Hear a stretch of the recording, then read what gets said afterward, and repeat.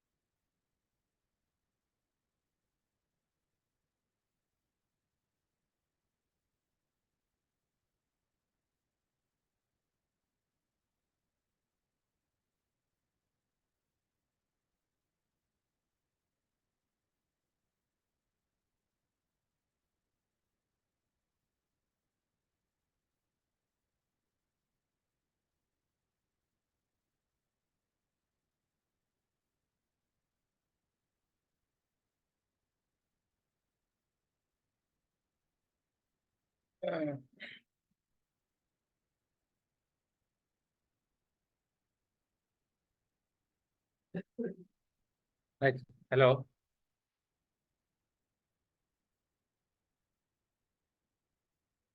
Good evening. Assalamu alaikum. Good evening, sir.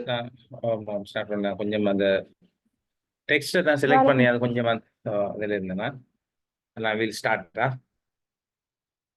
நாங்கள் last கடைசி கிளாஸில் என்ன பார்த்த ஞாபகம் இருக்குமா? ஆ லாஸ்ட் கிளாஸ்ல என்ன பார்த்தோம்ங்கிறத சொல்லிடுமா?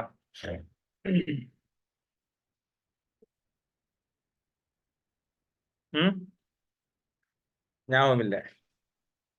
ரைட். சில அதாவது கதை திட்டத்துல அடிப்படை தத்துவங்கள் சிலதை பார்த்துனாங்க. இப்ப ஞாபகம் இருக்கா? இலட்சிய கோட்பாட்டுவாதம், யதார்த்தவாதம், இருத்தலியல்வாதம், இயற்கைவாதம், பின்னவீனத்துவவாதம் 2 3 சொன்னா அதுல கடைசியில ஒரு 2 3 பார்க்கல. ஞாபகம் இருக்குமா? ஸ்கிரீன் ஷேரிங் போகும். சரிதானே?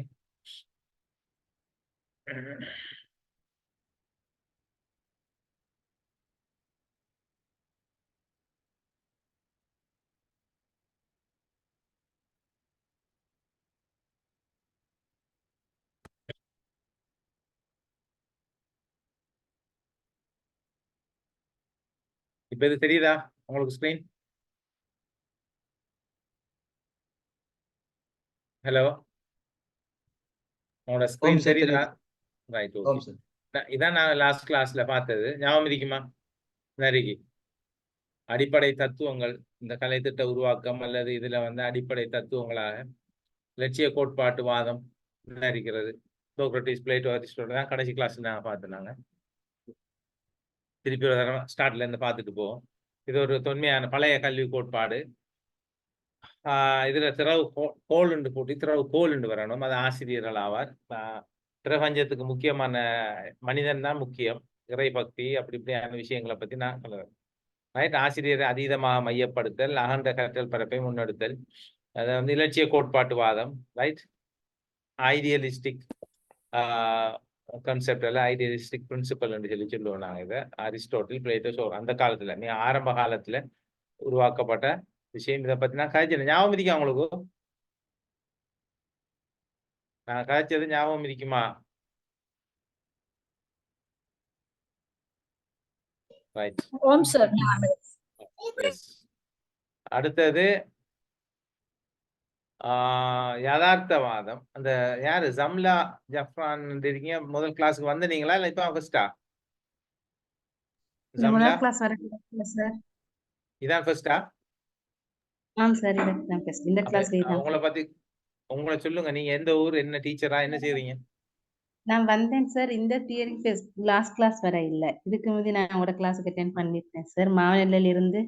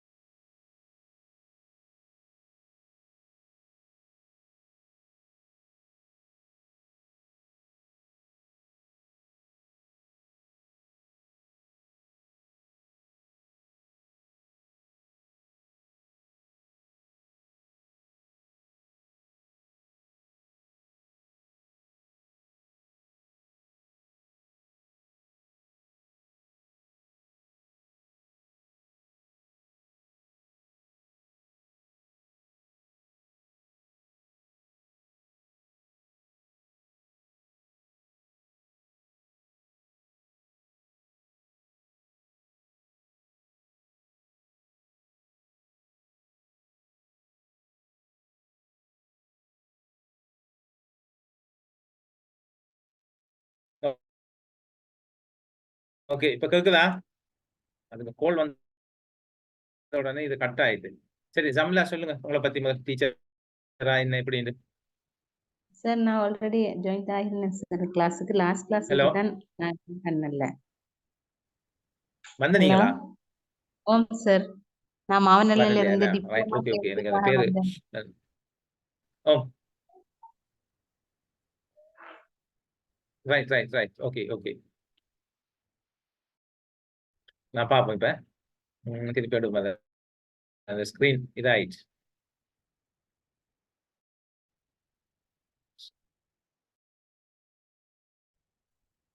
இதுலயும் பார்க்கலாம். Right, okay. இதுலயும் இருக்கு. நான் பார்த்து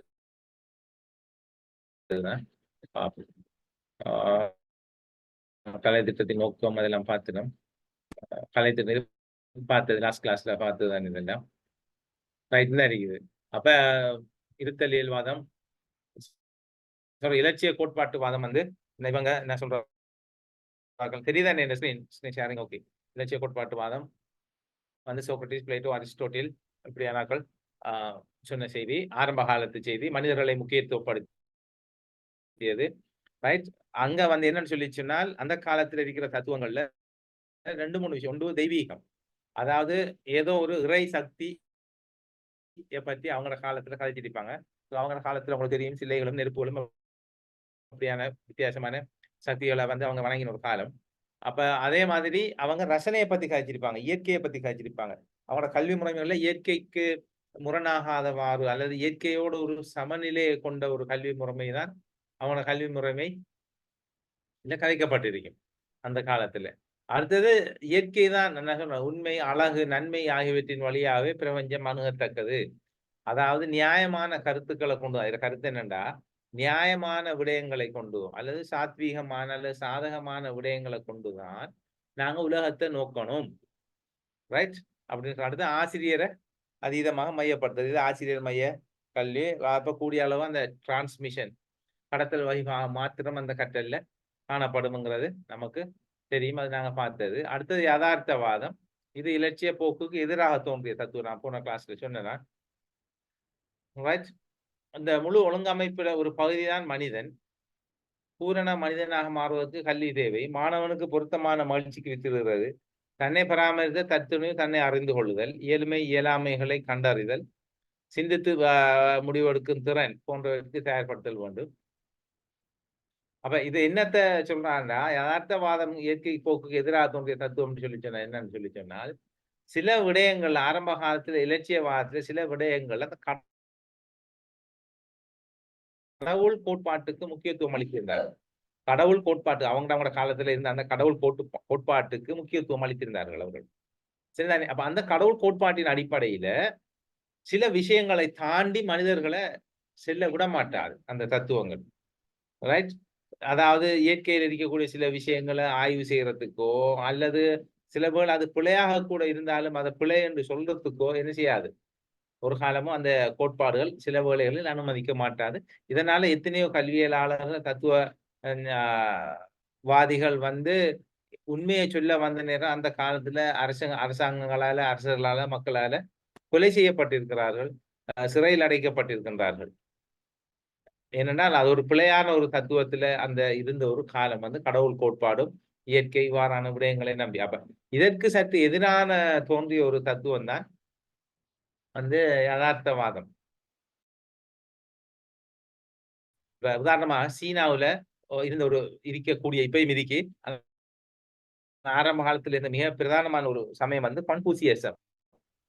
கன்பூசியசம்ங்கிறத பத்தி கேள்விப்பட்டிருக்கீங்களா? கன்பூசியஸ்ங்கிற தத்துவ ஞானியின் பேரால உருவாக்கப்பட்ட ஒரு ஒரு என்னன்னு சொல்றது மக்கள்ல வாழ்க்கை கொள்கை தத்துவம் ஒரு வகையான சமயம் கன்பூசியசம். கேள்விப்பட்டிருக்கீங்களா யாராவது சம்பந்தமா? சைனா உருவானது இன்றைக்கு நேரத்துல அதாவது இந்த கம்யூனிசத்துக்கு எல்லாம் அந்த காலத்துல ஈசா நபிக்கு முந்தின காலத்து கதை நான் சொல்லுவேன். கன்பூசியசத்தை பத்தி அப்ப கனி கொஞ்சம் உங்களுக்கு தெரிஞ்சதை சொல்லுங்க பாப்போம். என்னடா அது இப்படியான இந்த தத்துவத்தோட தொடர்பட்டது நீங்க கேள்விப்பட்டது தெரிஞ்சதை சொல்லுங்க. கன்பூசியசத்தை பத்தி நீங்க படிச்சிருந்தா அவர் வந்து இல்ல என்ன சொன்னா அவரை பற்றி சொல்றேன்னா சொன்னா சார் அவர் வந்து ஒரு பிலோசபரா தான் தோன்றியிருக்கிறாரு. மற்றது அவர் வந்து அந்த தந்த சமயத்தை பின்பற்ற சொல்லி மக்களை சொல்லவே தானே சார். அப்படித்தான் அவர் தத்துவ ஞானியாகத்தான் தோன்றியிருக்கிறாரு ஒழிஞ்சி அப்படித்தான் கேள்விப்பட்டது. ஆனா தன்னை பின்பற்றுங்கன்னு சொல்லி மக்களை வழிபடுத்தினாரா சார்? எனக்கு அது அவ்வளவு தெரியல சார் அதுல. அவர் வந்து தன்னை பின்பற்றுங்கள் என்று சொல்லி தான் ஒரு அதாவது இப்ப நாம அவரை இப்படி பார்க்க கூடாது. இப்படி ஒரு நபி வந்த மாதிரி அவரை பார்க்க கூடாது. அப்படி இல்லை. அவர் வந்து சில தத்துவங்களை முன்வைத்தார். அந்த தத்துவம் அந்த காலத்து மக்களால ஏற்றுக்கொள்ளப்பட்டது. அந்த காலத்து அறிவு வளர்ச்சிக்கும் அவங்கள்ட்ட இருந்த அந்த விஞ்ஞான அறிவுக்கோ அல்லது இயற்கையை பற்றி அறிவுக்கோ அல்லது இறைவன் கடவுள் கோட்பாடுகள் பற்றி அறிவுக்கோ அது ஒரு வகையா இருந்தது. கன்பூசியஸ் என்ன சொன்னாருன்னு சொல்லி சொன்னால் மனித உடல் புனிதமானது. அதான் அந்த இலட்சியவாதத்துக்குள்ளதான் அவரையும் இருந்தது. மனித உடல் புனிதமானது. அத எந்த காரணம் கொண்டும் வந்து யாரும் அழிக்கவோ சேதப்படுத்தவோ அல்ல எதுவுமோ செய்ய முற்படக்கூடாதுங்கிறது அவரோட தத்துவத்துல உண்டு. அவர் சொன்ன விஷயங்கள் உண்டு. அப்ப இதனால அங்க என்ன நடந்ததுன்னு சொல்லி சொன்னால், வைத்திய முறைமை வந்து ஒரு குறிப்பிட்ட வகையான வைத்திய முறைமை வந்து அங்க வளர்ச்சி அடைஞ்சிச்சு. இவர் அந்த கோட்பாடுகள் அந்த மக்கள் ஏற்றுக்கொண்டதால். என்ன வைத்திய முறை என்று சொல்லி சொன்னால், கிளைத்தேய மருத்துவம், அதிலேயும் குறிப்பாக ஓரியன்டல் மெடிசின் என்று சொல்லுவோம். அதிலேயும் குறிப்பாக அந்த அக்யூபங்க்சர், அக்யூப்ரெஷர் அப்படியான விஷயங்கள் வந்து என்ன செஞ்சுச்சுன்னு சொல்லி சொன்னால்,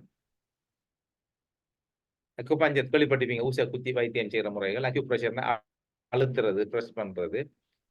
அடுத்தது மொக்ஸா அப்படின்னு ஒன்று இருக்கு. அதாவது நெருப்பால சூடாக்கி வைத்தியம் செய்யற, நெருப்பால ஒரு சின்ன ஒரு ஹீட்டை கொடுத்து வைத்தியம் செய்யற ஹீட் ட்ரீட்மெண்ட் மாதிரி. அப்ப இப்படியான ஒரு வைத்திய முறைக்கு அது வித்துட்டது. என்னன்னு சொல்லி சொன்னால், அக்குபஞ்சர் வைத்திய முறையிலேயோ அல்லது இந்த ஓரியன்டல் மனிதனுக்கு உடம்புக்குள்ள இருக்கக்கூடிய எந்த ஒரு உறுப்பையும் அங்கத்தையும் சேதப்படுத்தாம அதுக்கு நோய் வந்தா வைத்தியம் செய்யறதா இந்த தத்துவம். ரைட்? அப்ப இப்ப அப்படி இல்லையே, நம்ம நவீன வைத்தியத்துல மனிதன் உடம்பையே வெட்டி பார்க்கணும், சர்ஜரி செய்யறோம். படிக்கிறதுக்கு மனிதன் உடம்ப கெடவர்ன்னு சொல்றோம். என்ன மனித உடம்பை நாங்க பயன்படுத்துற அந்த அந்த சடலத்தை கெடவர்ன்னு சொல்லி சொல்றோம். படிக்கிறதுக்காக நாங்க பயன்படுத்துறோம். அதே நேரம் நோய்கள் வந்தா சர்ஜரிஸ் வைத்தியம் செய்யறோம், உள்ளுக்கு மனித உடம்புக்கு உட்பகுதியில்லைங்கிறது. அப்ப அந்த காலத்துல அப்படியான ஒரு தத்துவம் இருந்துச்சு. அதான் அந்த யதார்த்தவாதம் மனிதனை முற்படுத்தி மனிதன் தெய்வீகத்தன்மை அப்படி இப்படிங்கிற விஷயத்துக்கு. ஆனா அதுக்கு எதிராக இயற்கையா யதார்த்தம்னா பிராக்டிக்கல் என்ன. அப்ப இயற்கையாக அதுக்கு எதிராக இயற்கையோட சேர்ந்த ஒரு அங்கியாக மனிதன் வாழ வேண்டும். அதுக்கு கல்வி தேவை. அந்த கல்வி அவனுக்கு மகிழ்ச்சியை கொடுக்கணும், தன்னை பற்றி தான் அறிந்திருக்கணும், தன்னை வந்து வளர்த்து கொள்ளக்கூடியதாக இருக்கணும், தனக்கு தற்றுணிவு வேணும். அடுத்தது சூழல்ல உலகத்துல என்ன இருக்கு என்ன இல்லை, அதாவது தனக்கு என்ன தெரியும் என்ன தெரியாது, எனக்கு ஏது ஏலும் ஏலா அப்படிங்கிற விஷயங்கள் எல்லாம் இப்படியான திறன்களை வளர்த்து கொள்ளக்கூடிய ஒரு தத்துவம் தான் இந்த யதார்த்தவாதமா இருந்துச்சு. அதுக்கப்புறம் நாங்க பார்த்தோம் பிராக்மெட்டிசம் என்று சொல்லி போட்டு பயன்பாட்டு வாதம். ரைட்? இந்த பயன்பாட்டு வாதமும் கிட்டத்தட்ட யதார்த்தவாதத்துல இருந்து இன்னும் கொஞ்சம் அட்வான்ஸ் ஆனது. இந்த பயன்பாட்டு வாதம் அப்படின்னு சொல்லி சொல்வது யதார்த்தவாதத்துல இருந்து இன்னும் கொஞ்சம் அட்வான்ஸ் ஆனது. இதுல குறிப்பாக அனுபவங்கள். ரைட்? அடுத்தது பிராக்டிகல்ஸ். அனுபவங்களும் பிராக்டிகல்ஸும் வந்து கூடிய அளவு முற்படுத்தப்படும். ரைட்? பாருங்க, இதுல பிள்ளை அனுபவத்தினூடாக நிறைய விடயங்களை கற்றுக்கொள்கிறான். சரிதானே? அனுபவம் தான் இதுல எக்ஸ்பீரியன்ஸ். இதுதான் அவன் ஒரு பெரிய ஆசை. மனித வளர்ச்சி என்பது வெறும் புத்தகம் மட்டுமில்லை. அதாவது வெறும் புத்தகத்தை மட்டும் படிக்கிறல்ல, அதை செயற்பாட்டுக்கு கொண்டு வரணும். அதான் சொல்றாங்க, வெறும் புத்தகத்தை மட்டும் படிச்சு இல்லது, அதை ஒரு செயற்பாட்டு கொண்டு வந்து தொடர்ந்து மாற்றங்கள்ங்கிறத தொடர்ந்து இருக்கும். அப்ப சிந்தனையும் அறிவும் செயலோடு இணைந்து காணப்படணுமா சொல்றாங்க. மனிதனுடைய சிந்தனையும் அறிவும். அடுத்தது எண்ணங்கள் எப்போதும் எண்ணங்களாகவே இருக்கக்கூடாது, எண்ணத்தை செயல் வடிவம். அதான் சொல்றேன் நான். இப்ப எல்லாம் நாம தத்துவமாகவே கதைக்கிறதாகவோ, இது இப்படி இருந்த நன்மை, இப்படி இருந்த தீமை, இது செய்யணும், இது செய்யக்கூடாது என்று அந்த ஒரு தத்துவத்தோடையே என்ன செய்யக்கூடாது, அது மட்டுப்படுத்தப்படக்கூடாது. மாறாக செயல் வடிவம் கொடுக்கப்பட வேண்டும். அது அதான் சொல்லப்படுது. ரைட்? நாங்க என்ன செயற்பாடு என்ன செஞ்சேன்னு சொன்னாலும் அதை பிராக்டிக்கலா செயல் வடிவத்தை செஞ்சு அது சரியா வருமா, நம்ம கதைச்ச கதைக்கும் நாங்க கதைக்கிற அந்த தத்துவத்துக்கும் இந்த என்னது நம்மட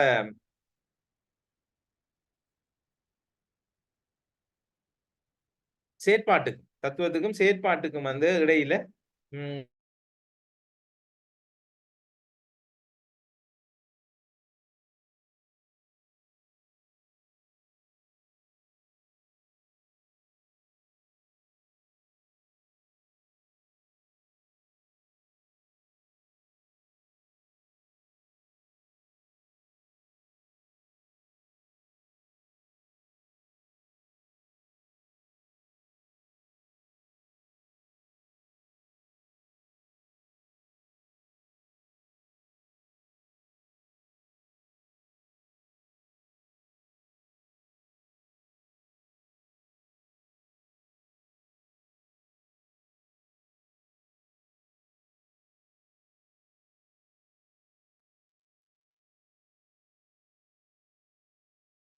ரைட்.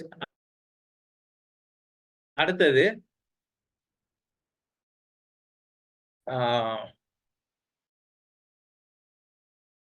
என்னதே பிள்ளை நுண்ணறிவை பயன்படுத்தி பிரச்சரிப்பார். இப்ப ஆசிரியர் வந்து வெறுமனே வழிகாரராக மட்டும் இல்ல, அவர் ஒரு சிறந்த இயக்குனராகவும் இருப்பார். டைரக்டர் என்ன இயக்குனர் தான். அப்ப இயக்குனருங்கிறவர் வந்து என்ன செய்யறது, எங்கால போகணும், எங்கால நிக்கணும், இங்க வரணும் என்று சொல்லி அந்த மாணவரை என்ன செய்வார், இயக்கக்கூடியவராக இருப்பார். வழியையும் காட்டி விட்டு அவர் சும்மா இருக்க மாட்டாரு. அந்த மாணவர் சொல்ற சிறப்பானதா இல்லையான்னு சொல்லி அதையும் என்ன செய்வாரு, ஒரு கணிப்பிடக்கூடிய ஒருவராக, அதை திருத்தக்கூடிய, அதை கட்டுப்படுத்தக்கூடிய ஒருவராக இருப்பார். ரைட். இது வந்து பயன்பாட்டு. அடுத்து பார்த்தோம்னா இயற்கைவாதம். இயற்கைவாதம் அதே மாதிரிதான் இயற்கையோடு இணைந்த அனுபவங்களை அறிவாக கொள்ளுதல். ரைட். அடுத்து இன்னொன்னு சொல்லி ட்ரையல் அண்ட் எரர் மெத்தட் என்று நான் அந்த போன கிளாஸ்ல கழிச்சிருந்தேன்.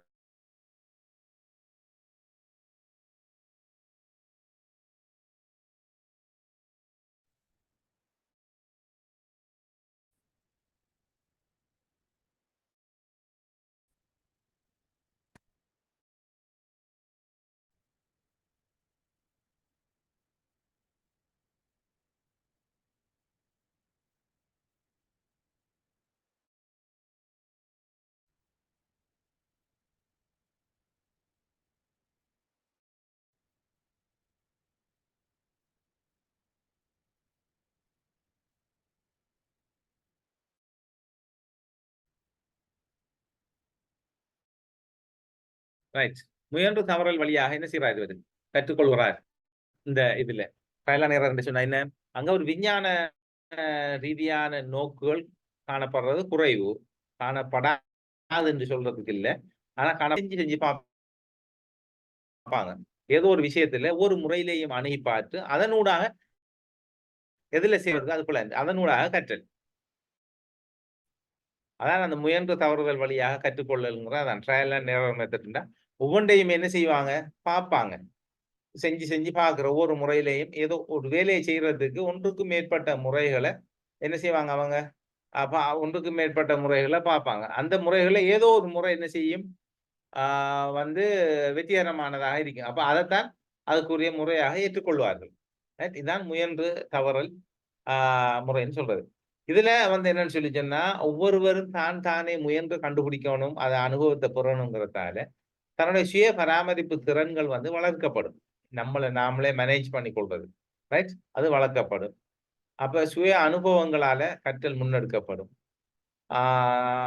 ஆசிரியர் மாணவர் மீது தான் கவனம் செலுத்தலும், கல்வியின் மீது செலுத்தல் ஆகாது. அதாவது என்னன்னு சொல்லி சொன்னா, படிக்கிற விஷயத்த பார்க்க தேவையில்லை.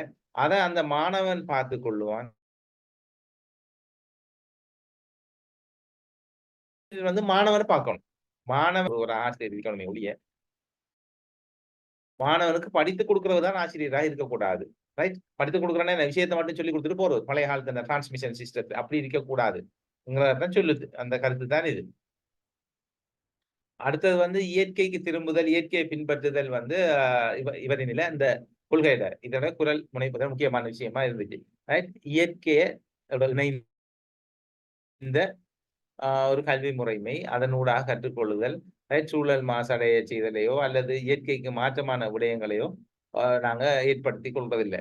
நாங்க இது சம்பந்தமா இந்த கல்வி முறையில இன்னொரு கல்வி முறையை பத்தி நாங்க இப்ப இதுக்கு இன்னொரு பேர் வச்சிருக்கோம். இப்ப நவீன முறையில என்னன்னு சொல்லி சொன்னால், கேள்விப்பட்டீங்களா சஸ்டைனபிள் எடுகேஷன் சொல்லி யாராவது இப்ப சஸ்டைனபிள் எடுகேஷன்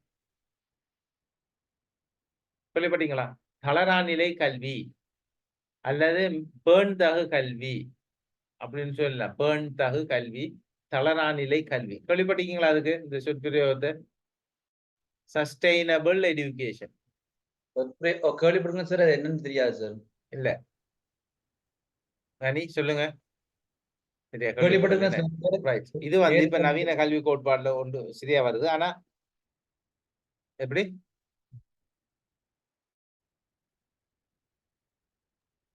அந்த பேர் கேள்விப்பட்டிருக்கேன் சார், சஸ்டைனபிள்னு சொல்லி. அதனால அது என்னன்னு தெரியல சார். 1 மினிட்டா வாங்க சொல்லப்படுது.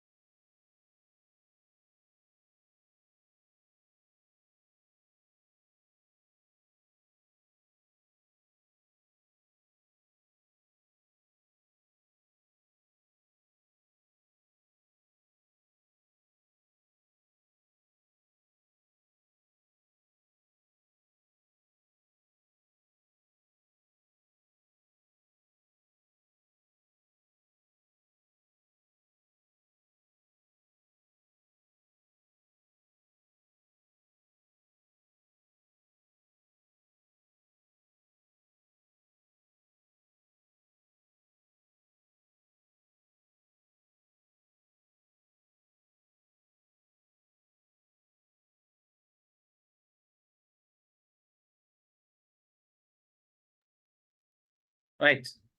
சஸ்டைனபிள் டெவலப்மெண்ட் அல்லது அபிவிருத்தி அல்லது சஸ்டைனபிள் எஜுகேஷன் போன்ற அபிவிருத்தி என்னன்னு சொல்லி சொன்னோம்.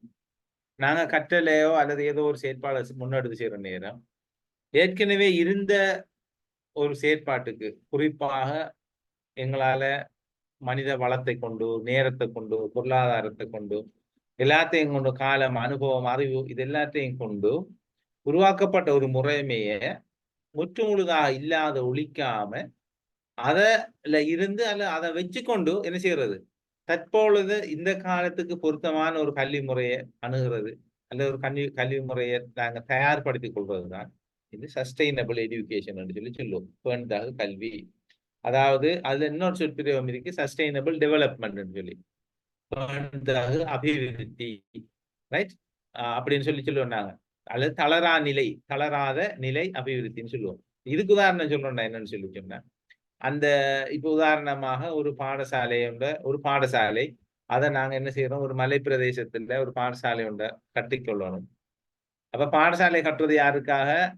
மனிதர்கள நன்மைக்காக, மாணவர்கள் கற்பதற்காக, சமூகம் என்ன கல்வியையும் அறிவையும் பெற்றுக் கொள்வதற்காக, நாட்டுக்கு பயனுள்ள பிரஜையை உருவாக்குவதற்காக, பொருளாதார ரீதியாக நல்ல நன்மைகளை பெற்றுக் கொள்ளக்கூடிய பிரஜைகளை உருவாக்க பாடசாலை கற்றுக்கொள்ளும்.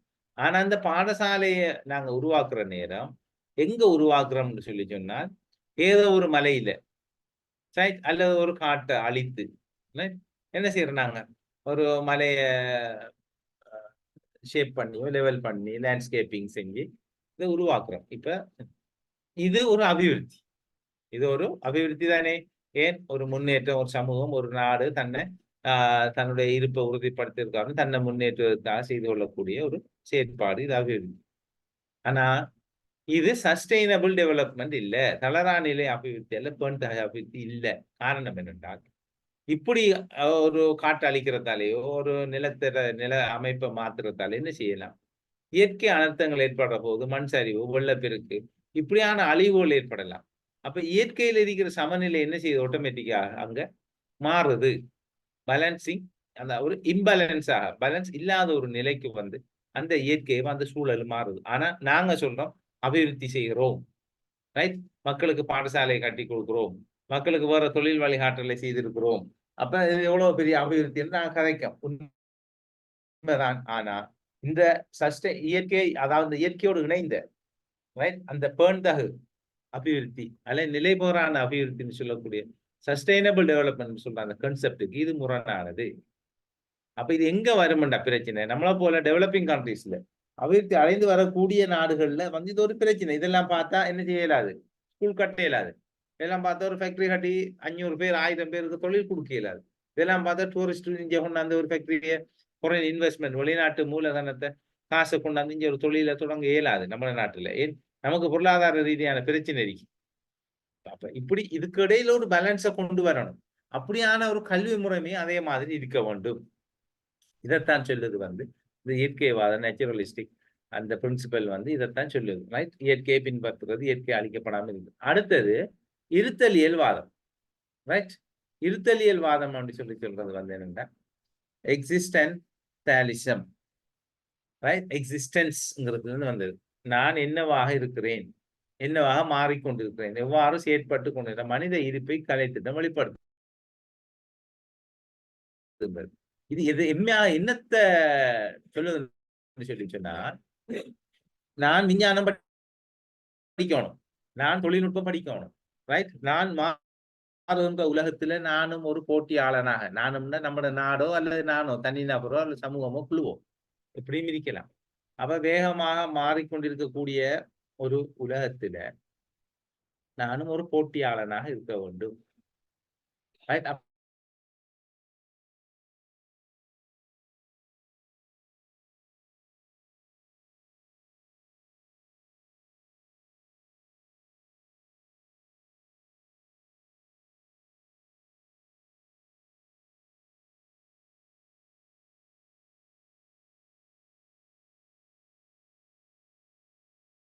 என்ற ஆரம்ப நிலையில இருந்து இப்ப நிற்கிற விஷயம் கொடுத்த உறுப்பு இல்லை, இப்ப நீங்க கொடுக்குறது. ரைட், அதே மாதிரி ஒரு ஆசிரியர், அவர் ஒரு ஜென் டீச்சரா இருக்கணுமே, ஒரு ஆண் டீச்சராக ஒரு மேல் டீச்சராக இருக்கட்டும், அவர் அந்த நேரம் உடுத்த மாதிரியான ஸ்டைல் இல்லை இப்ப இருக்கிற டீச்சர் உடுக்கிறது. அப்ப என்ன நடக்குது? காலத்தோட நானும் என்ன செய்யறேன்? மாறிக்கொண்டிருக்கிறேன். ஆனா இந்த மாற்றம் எங்க வரணும் என்றால், என்னுடைய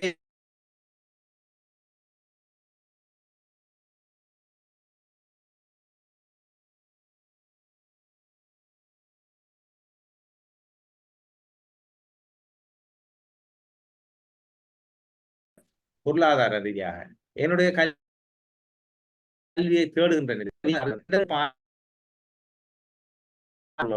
இதனூடாக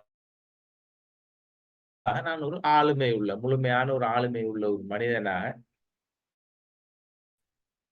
என்ன செய்யலாம்? நான் வரலாம், நான் மாறிக்கொள்ளலாம்ங்கிறது தான் இந்த இருத்தல் இயல்பாகும். அதாவது நாங்க தொடர்ச்சியாக மாறிக்கொண்டிருக்கின்ற சமூகத்தில ஒரு பழைய விஷயத்தை மட்டும் பிடிச்சு கொண்டு அப்படியோ நின்றோம்னா சமூகம் நம்மளை விட்டுட்டு எங்கேயோ போயிரு நாம பின்தங்கிடுவோம். அப்ப நாங்க என்ன செய்யணும்? சமூகம் காலம் தேவை மாறிக்கொண்டு போகும் பொழுது நம்முடைய வாழ்க்கை முறை கல்வி நம்முடைய விஷயங்களையும் என்ன செய்யலாம்? ரைட், நாங்க மாற்றிக்கொள்ள வேண்டும். நான் கதைக்கிறது நம்முடைய சமய ரீதியான கோட்பாடுகளை அல்ல, நம்முடைய மனித வாழ்க்கையோட அன்றாட வாழ்க்கையோடு சம்பந்தப்பட்டது. சமயமும் அன்றாட வாழ்க்கையில சம்பந்தப்பட்டது தான். அவை சமயம் அதுக்கு பொருத்தமானதாக நம்முடைய ரைட். அப்ப நாங்க என்ன செய்யறோம்? காலத்துக்கு ஏற்ற மாதிரி எங்களுடைய படிப்பை, எங்களுடைய தொழில, எங்களுடைய பொருளாதார நிலை, எங்களுடைய குடும்ப நிலை, எங்களுடைய சமூக நிலையில நாங்க மாற்றிக்கொண்டு அப்படி மாற்றாம போனோம் என்று சொன்னால் நாங்கள் பின்தங்கி விடுவோம். அப்ப இதுல முக்கியம் என்னண்டா, என்னுடைய இருப்பை நான் உறுதி செய்ய வேண்டும்.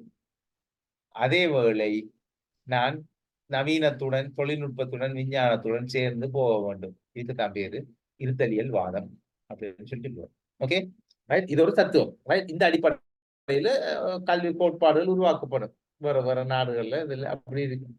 அடுத்த பார்க்கப்படும் போஸ்ட் மாடர்ன் ஈரா. ரைட். போஸ்ட் மாடர்ன் ஈரா என்று சொல்லி ஒரு ஒரு இதை நாங்க என்ன செய்ய போறோம்? அடுத்த இதுல இதை பார்க்க போறோம். ரைட். இதுல வந்து என்ன வர்றதுன்னு சொல்லி சொன்னா, பின்னவீனத்துவவாதத்துல இத பவுலோ பிரேயர், இவான் இலிச், இதெல்லாம் ரஷ்யா, இவான் இலிச்ங்கிற ரஷ்யன். இவங்க வந்து புதிய சில கல்வி விஷயங்களை பத்தி கதைச்சிருக்கிறாங்க. நவீனத்துவம், மொடர்னீரா, பின்னவீனத்துவம், போஸ்ட் மாடர்ன் ஈரான்னு சொல்லி சொல்லுவோம் நாம. அல்லது போஸ்ட் மாடர்ன் பிரின்சிபல் அல்லது போஸ்ட் மாடர்ன் கான்செப்ட் சொல்லுவோம். இது என்னண்டா, நான் அப்ப கதைச்சினேன், உலகம் காலம் எல்லாம் மாறிட்டு போயிடுச்சு. அப்ப அதுக்கேற்ற மாதிரி என்ன செய்யணும்? தன்னுடைய கருத்துக்களை இருக்கணும். அடுத்தது முக்கியம் என்னண்டா, அவர் தான் ஒரு காலத்துல பிரபுக்கள், பெரியாக்கள், படிச்ச ஆக்கள், அந்த சமூக அந்தஸ்துள்ள ஆக்கள் சரிதானே, அவர் படித்தவராக இருக்கலாம், அல்ல பொருளாதார ரீதியா சிறந்தவராக இருக்கலாம், அல்ல அரசியல் ரீதியா அதிகாரம் பெற்றவராக இருக்கலாம். இவங்களோட பிள்ளைகள், இவங்களோட குடும்பமும் தான் தொடர்ச்சியாக ஆள வேண்டும், முன்னேற வேண்டும். முன்னேறி கொண்டிருந்த காலம் மாறி இப்ப நான் பார்த்தா தெரியும், உங்களோட ஊர்ல உங்களோட இதெல்லாம் பார்த்தா தெரியும். 25, 30, 40 வருஷத்துக்கு முதல் எதுவுமே இல்லாம இருந்த ஒருவர் இன்றைக்கு பல மாட மாளிகைகளுக்கும் வாகனங்களுக்கும் சொந்தக்காரனாக, கோடீஸ்வரனாக வியாபாரத்துல மாறி இருக்கிறார். கல்வியில எதிர்பாராத எங்கேயோ இருந்த நாங்க ஏஎல் ரிசல்ட்ஸை பார்த்தா தெரியுது தானே. ஏஎல் ரிசல்ட்ஸை பார்க்கிற நேரங்களுக்கு தெரியுது. குடிசைகள்ல இருந்து ஒன்றுமே வசதி இல்லாத இடத்துல இருந்து டாக்டர், ஒரு வைத்தியரை, ஒரு என்ஜினியரை, ரைட், ஒரு நல்ல சிறந்தது ஒரு சட்டத்தரணியை, இப்படியான எத்தனையோ உயர் தொழில் ப்ரொஃபஷனல் ரைட், அந்த ப்ரொஃபஷனல் கரியரோட சம்பந்தப்பட்ட உயர் தொழில் செய்யக்கூடிய மக்கள் வந்து மாணவர்கள் இப்ப உருவாகியிருக்கிறார்கள். இதுக்கு முக்கியத்துவம் அளிச்சதான் இந்த கொள்கை, இந்த கோட்பாடு. இதுல அந்த ஒடுக்கப்பட்டவர்கள் அப்படிங்கிற ஒரு கருத்து இல்லை. அதாவது சமூகத்துல தாழ்ந்தவர்கள் அல்லது அதாவது நிலையை தன்னுடைய நிலை சமூகத்துல குறைவாக இருக்கக்கூடியவர்கள் அப்படிங்கிற ஒரு கருத்து இவங்க இதுல இல்லை. அப்ப உலக சவால்களுக்கு ஏற்ப நாங்க என்ன செய்யணும்? எங்களுடைய கற்றல் கற்பித்தல் செயற்பாடுகள் திட்டமிடப்படல் வேண்டும். ரைட். இது இந்த மற்ற பாடங்களை விட இதுல கொஞ்சம் இந்த கரிக்குலம் டெவலப்மெண்ட்ங்கிறது நம்ம நினைச்ச மாதிரி என்ன செய்ய இயலாது, போட்டுட்டு போக இயலாது. அவங்க அதுல சில சில விஷயங்கள் இருக்கு, அதை நாம ஏற்றுக்கொள்ளத்தான் வேணும். அந்த சிஸ்டத்துக்கு ஏற்ப நம்ம கற்றலையை நாங்க மாற்றிக்கொள்ளத்தான் வேணும். ரைட். அடுத்தது சுவர்களற்ற கல்வி. அந்த சுவர்களற்ற அது அந்த வசனம் டைப் பண்ணினால இது சுவரில்லாற்ற கல்வி சமூகம் என்று சொல்லி சொல்றது தடைகள் இல்லாத கல்வி, ரைட்? எந்த தடையுமே இல்லாத ஒரு கல்வி முறைமை, ரைட்? அப்ப யாரும் படிக்கலாம், எந்த வயசுலயும் படிக்கலாம், எந்த காலத்திலையும் படிக்கலாம், எந்த துறையிலையும் படிக்கலாம், தன்னுடைய திறமையை பொறுத்து உருவாக்க. அதான் சவால்களுக்கு முகம் கொடுத்து அந்த பங்காளிகளாக மாற்றுறது, அப்படியான விஷயங்கள் பின்னவீனத்துவவாதத்தை பத்தி சொல்றாங்க. இதுல 2 முறையான கல்வியை பத்தி அறிமுகப்படுத்துறாங்க. இது நமக்கு ஆழமா தேவையில்லை. ஒன்று வங்கி முறை கல்வி, அடுத்த முற்கவிப்பு கல்வின்னு சொல்றாங்க. வங்கி முறைன்னு சொன்னா பேங்க்னு சொல்றது என்ன தெரியுமா? டிபாசிட் பண்றதானே. இப்ப பேங்க்ல நாங்க என்ன செய்யறோம்? டிபாசிட் பண்றோம். தேவைக்கு நாங்க என்ன செய்யறோம்? மீண்டும் எங்கட காசு எடுக்கோம். பேங்க்ல இருந்து கடன் எடுத்தோம். என்ன இப்படியான செயற்பாடு வச்சிருக்கோம். அதைத்தான் சொல்றோம். என்னன்னா ஒடுங்குவோர்னு சொல்ற ஆட்கள் யாருன்னு சொல்லி சொன்னால் இந்த ஒடுக்கப்பட்ட சமூகம், ரைட்? ஒடுக்கப்பட்ட அந்த சமூகத்துல இருக்கிற அப்படியான தாழ்ந்த நிலையில இருக்கிறார்கள், அல்லது பின்னடைவான நிலையில அந்த பிரகடனுக்குள்ள போட்டு எழுத்து பிள்ளையா என்ன அவலாமானங்கிறது அது சொல் பிரயோகம் பிள்ளை அது, ரைட்? அதோட அந்த முன்னுக்கு இருக்கிற வசனத்தை மட்டும் பார்ப்போம் நாங்க. அதுல வசதி குறைந்தவர்கள் அல்லது சமூகத்துல ஒடுக்கப்பட்டவர்கள், ஒதுக்கப்பட்ட இப்படியான ஆட்களுக்கு கல்வி முறைமை ஊட்டப்பட வேண்டும்.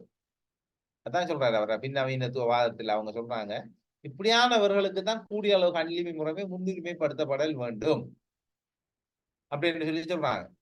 இப்படியான அடுத்தது முற்கவிப்பு கல்வின்னு சொல்லி சொல்றது என்னன்னு சொல்லி சொன்னா, தனிய ஒரு குறித்த வகையான கருத்துக்களை மட்டும் மாணவர்கள்ட்ட திணிக்காம, ஒரு குறித்த வகையான கல்வி முறைமையை மட்டும் திணிக்காம, அவன் சுயமாக தேடி படிக்கக்கூடிய ஒருவனாக, அதாவது இந்த டிரான்ஸ்போர்மேஷனை பத்தி நாங்க கதைச்சோம். நிலை மாற்று வகிப்பாகும். நாம சொல்லிக் கொடுக்கறத நாம காட்டுற வழியில இருந்து அந்த மாணவன் என்ன செய்வான்? தன்னை அடுத்த கட்ட கற்றலுக்கு நகர்த்தி கொள்கிறான். அந்த நகர்த்தல் சம்பந்தப்பட்ட அந்த விஷயம்.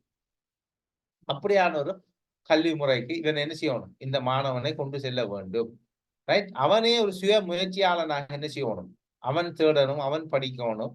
அப்ப அவனுக்கு ஒரு விழிப்புணர்வு அதனூடாக ஏற்படுத்தப்பட வேண்டும். குறிப்பாக இதை யாருல வைக்கணும் என்று சொல்லி சொல்றான்னு சொல்லி சொன்னா, அந்த சமூகத்தில் இருக்கிற மிக பின்தங்கினவர்கள், ஒடுக்கப்பட்டவர்கள், வசதி குறைந்தவர்கள் என்று சொல்லி காலங்காலமாக இருந்து வரக்கூடிய மாணவர்கள்ல அந்த சமூகத்துல இது செயற்படுத்தப்பட வேண்டும். அப்பதான் சமூகத்துல எல்லோருக்கும் சம வாய்ப்பும் பங்களிப்பும் கிடைக்கும். அப்ப நம்ம நாட்டிலேயும் பின்னவீனத்துவ முறையில அடிப்படை ஒரு விஷயம் ஒன்று இருக்குது. என்ன? இலவச கல்வி முறை. நம்ம நாட்டில இருக்கிறவங்க மிக சிறந்த ஒரு முறை 1900 ஆண்டு 39ஆம் ஆண்டா கொண்டு வரப்பட்டது இலவச கல்வி முறைமை நம்ம நாட்டிலேயும் இருக்கு. அப்ப இதுவும் வந்து ஒரு வழி. அந்த நேரம் நான் சொல்ற காலத்துல வந்து பின்னவீனத்துவவாதம் உலகத்துல இருக்கல. பின்னவீனத்துவவாதங்கிறது 30-40 வருஷத்துக்குள்ள பின்னுக்கு வந்த விஷயங்கள் தான் எல்லாம். அப்ப அந்த நேரம் 39ங்கிறது கிட்டத்தட்ட எத்தனை வருஷம்? 85 வருஷத்துக்கு முற்பட்ட ஒரு கதை இது. அப்ப அந்த நேரம் வந்து அப்படி இருக்கல நம்ம. ஆனா ஏதோ ஒரு சிறந்த ஒரு அடிப்படைய, இந்த காலத்துக்கு பொருத்தமான ஒரு அடிப்படை அப்ப எங்கட நாட்டுல கல்வி கலை திட்டத்துல வந்து டாக்டர் CWW கண்ணங்கர் என்ன செஞ்சாரு? உருவாக்கி இருக்கிறார், ரைட்? அவரு அந்த வகையில அதான் இன்றைக்கு நாங்க என்ன செய்யறோம்? இலவச கல்வியின் தந்தைன்னு இந்த நாட்டில மிகப்பெரிய ஒரு கல்வி புரட்சியாளராக வந்து நாங்க என்ன செய்யறோம்? டாக்டர் CWW கண்ணங்கரா பார்த்தோம். அவரும் உங்களை போல ஒரு ஆசிரியராக இருந்தவர் தான், ரைட்? காலியை சேர்ந்த காலியன்னு அவர் ஒரு ரிச்மண்ட் காலேஜில் படித்தவர். பிறகு மொரட்டுவையில பிரின்ஸ் ஆஃப் வேல்ஸ் காலேஜில் படிப்பிச்சிருக்காரு. வேற கொழும்புல ஸ்கூல்ல எல்லாம் படிப்பிச்சிருக்காரு. ஒரு ஆசிரியர், ஒரு சட்டத்தரணியும் கூட. பின்னால வந்து அவர் சட்டத்தரணியாகி ஆசிரியர் இருந்து அதுக்கு பிறகு சமூக இயக்கம் ஒன்றை உருவாக்கி அவருடைய கையில இலவச கல்விங்கிற கான்செப்டை கொண்டு வந்தாரு. இவருக்கு இதுக்காக வேண்டியே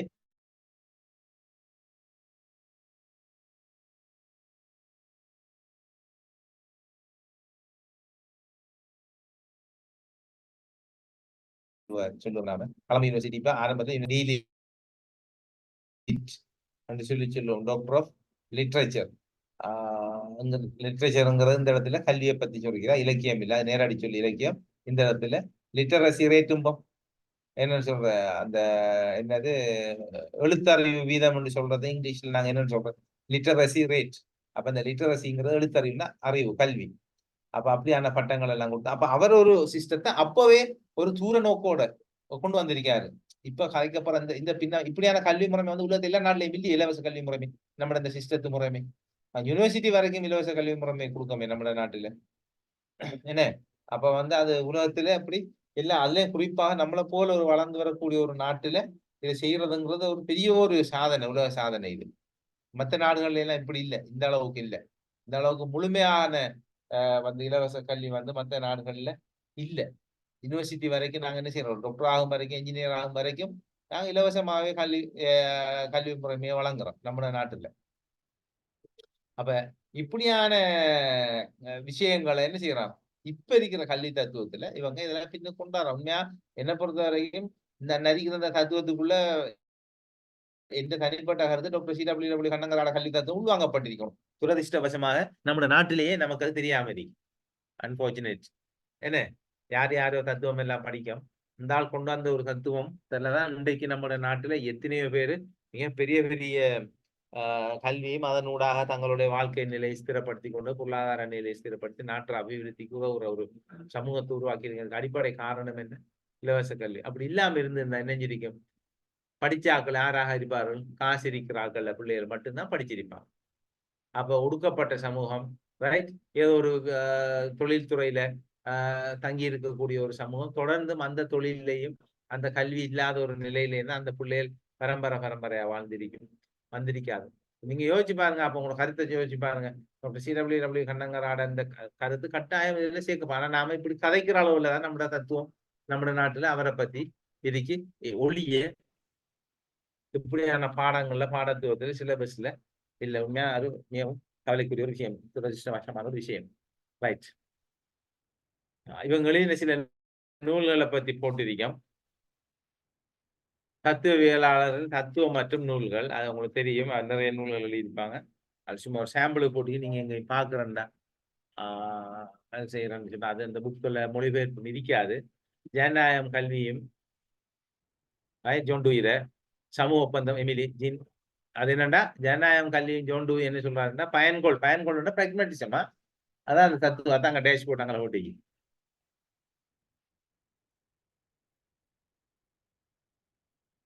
பயன்பாட்டுவாதம் சரிதானே. பயன்பாட்டுவாதத்தை பத்தி நாம் என்ன செய்யறோம் இதுல வந்து கதைக்கும் சரியா. அதுதான் அந்த பயன்கொள்ளுன்னு போட்டு பயன்கொள்ளுன்னா அது பயன்பாட்டுவாத கொள்கை தானே. அது டைப்பிங் மிஸ்டேக். அது ஜோன் டூயி வந்து அமெரிக்கா நாட்டை சேர்ந்த ஒரு விஞ்ஞான ஆசிரியர் அவர். ரைட், அமெரிக்கா நாட்டை சேர்ந்த விஞ்ஞான ஆசிரியர் ஜோன் டூயி. அப்ப அவர் என்ன ஜனநாயகமும் கல்வியும். அவர் அடுத்தது சமூக ஒப்பந்தம் எமிலி என்று சொல்லி 2 புத்தகம் வெளியினவர். யாரு, ஜீன் ஜாக்ஸ் ரூசோ. இவர் இயற்கைவாத தத்துவத்தோடு சம்பந்தப்பட்டவர். நான் பார்த்த இயற்கைவாதத்தை பத்தி படிச்சிருக்கேன். இந்த ரூசோவுக்கு இன்னொரு பேர் இருக்கு, பிள்ளை மைய கல்வியின் தந்தை. தெரியுமா உங்களுக்கு? ரூசோ பிள்ளை மைய கல்வியின் தந்தை. ரூசோ எந்த நாடு பாப்போம் யாராவது? France sir, France. பிரான்ஸ். எந்த காலத்துல வாழ்ந்தவர்? 18th century sir. 17ஆம் நூற்றாண்டுல சரிதானே. அதாவது ஐரோப்பிய புரட்சி இருக்கே, கைத்தொழில் புரட்சி. ஐரோப்பிய 1700களில் நடந்த ஐரோப்பிய கைத்தொழில் புரட்சி. அந்த கைத்தொழில் புரட்சிக்கு அந்த இவர தத்துவ கருத்துக்களும் ஒரு காரணத்தை உருவாக்கி. ஏன்னா எப்பொழுதும் வந்து ஒரு சமூக மாற்றம் வந்து கல்வியினூடாக தான் ஏற்படுத்தப்படலாம்.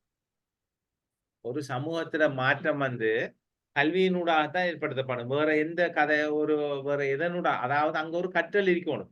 புத்தகம் வச்சு படிப்பிச்சாலும் சரி, இந்த படம் காட்டினாலும் சரி, வீடியோவோ அல்லது வீடியோ படமோ அல்லது படம் சினிமா படத்தை காட்டினாலும் சரி, அங்க ஒரு கல்வி இருக்கணும். கல்வியினூடாகத்தான் ஒரு சமூகத்தின் நிலை மாறும். ஒரு ஆயுதத்தை காட்டியோ அல்லது வேற எதையும் ஒரு காசை காட்டியோ காட்டி என்ன செய்யலாது, ஒரு சமூகத்தின் நிலையை மாற்றிடலாம். அதெல்லாம் தற்காலிகமாத்தான் இருக்குமே ஒழிய நிரந்தரமானதா இருக்காது. கல்வி மட்டும்தான் நிரந்தரமான மாற்றத்தை ஏற்படுத்தும். இவர் 2 புத்தகம் எழுதினார். சமூக ஒப்பந்தம் எமிலி என்று, சோசியல் கண்ட்ராக்ட். எமிலிங்கிறது ஒரு சின்ன பொம்பளை பிள்ளைய பத்தி, 8 வயசு 9 வயசு பொம்பளை பிள்ளைய பத்தியது.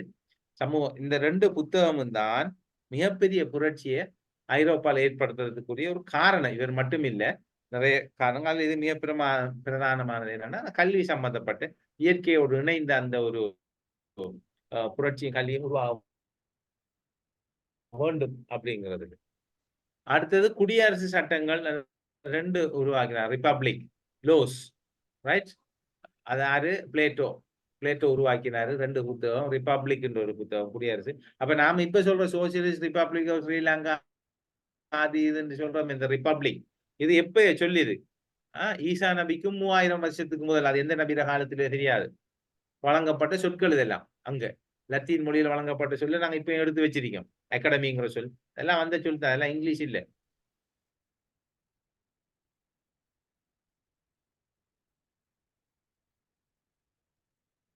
அப்ப ரிபப்ளிக், அடுத்தது லோஸ், ரைட்? கேபிட்டலிசம், அதாவது Marxist, right? Marxism, Karl Marx கொள்கை, ரைட்? மூலதனம், இங்க கால் மார்க்ஸ் கொள்கை என்னத்தை சொல்லுது? மூலதனம்ன்றது எதை மூலதனத்தை சொல்லுது? கால் மார்க்ஸ் சொல்லுங்க பாப்போம். பொது உடைமை சார், மார்க்சிசம் என்ன சொல்லுது? பொது உடைமைவாதம். அது சொல்லுங்க. பொது உடைமைவாதம் தானே அதான் சார்? பொது உடைமைவாதம்னா அது என்ன? அது செயற்பாடு. அது செயற்பாடு என்ன? வந்து அது செயற்பாடு எப்படி இருக்கு கல்வியோட சம்பந்தம்? சொல்லுங்க. எல்லாம் பொது உடைமையாக இருக்க வேண்டும்னு சொல்றது சார் எனக்கு. அது நீங்க இந்த பேரை வச்சு சொல்றீங்க.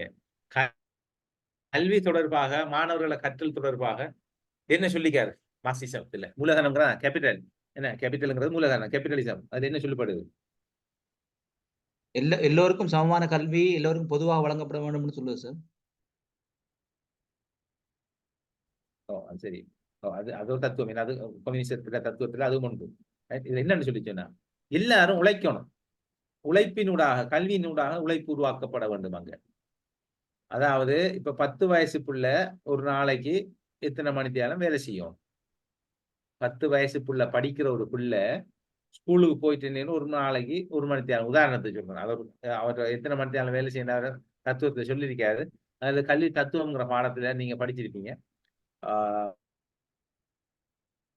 10 மணி நேரம், 10 வயது புள்ள, 12 வயது புள்ள, 15 வயசு புள்ள ஒரு நாளைக்கு எத்தனை மணி நேரம் வேலை செய்யணும்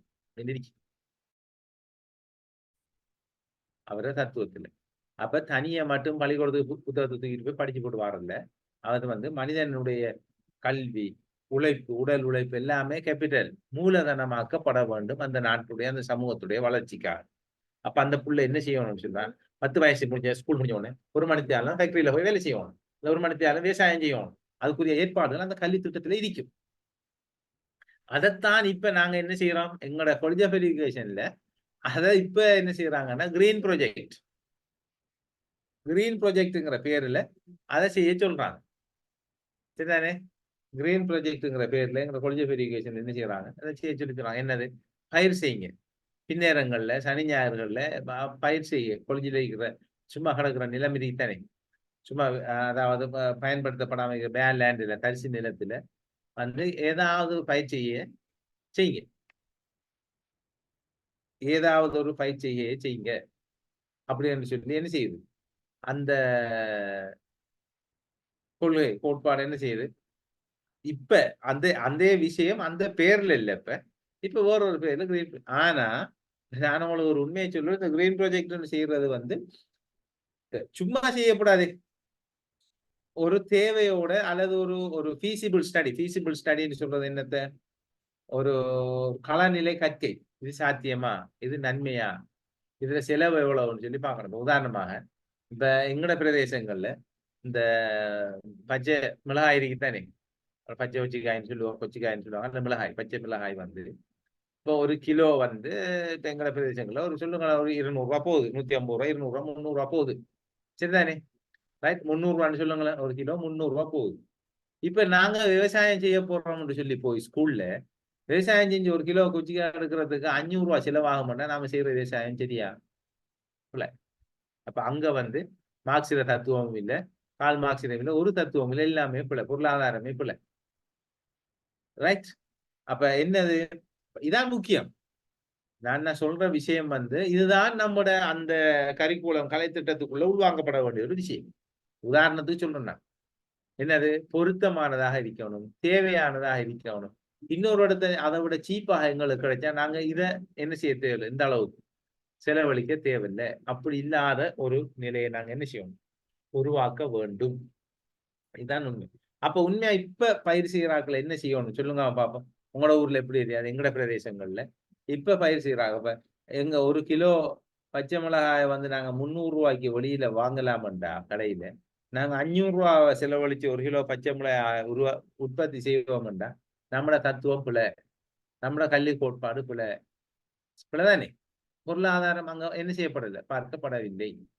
அப்ப நாங்க என்ன செய்யணும்டா, எது இப்ப சந்தையில டிமாண்டாக இருக்கும், கிரீன் ப்ராஜெக்ட்ங்கிற ஒரு ப்ராஜெக்ட் ஒன்று செய்கிறோம். எங்களை எல்லா காலேஜிலையும் 19 காலேஜிலையும் செய்கிறோம்.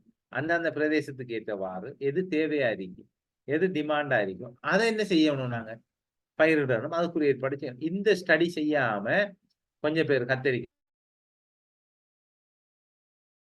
கொஞ்சம் பேர் வண்டிக்காய், கொஞ்சம் பேர் பச்சை மிளகாய் செஞ்சால் ஒரு நாளும் சரி வராது. என்ன பொறுத்த வரைக்கும் நான் சொன்ன, இப்ப எங்க பிரதேசத்துல வந்து இப்ப பெரிய டிமாண்டான ஒரு சாமான் வந்து இஞ்சி கிழங்கு. இப்ப 1 கிலோ இஞ்சி கிழங்கு வந்து 3500 ரூபாய் 4000 ரூபாய் போகுது. அப்ப இது டிமாண்டான ஒரு சாமான் உதாரணத்துக்கு. அப்ப இதை பயிரிட்டா என்ன நடக்கும், பெரிய ஒரு அறுவடையை பெற்றுக்கொள்ளலாம், பெரிய ஒரு காசு. இப்ப இருக்கிற டிமாண்டுக்கு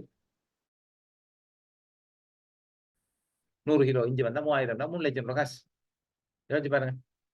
இந்த ஸ்டடி என்ன செய்யணும், இந்த பொருத்தப்பாடு நம்ம கல்வி கலை திட்டத்துக்கு உள்வாங்கப்பட வேண்டும்.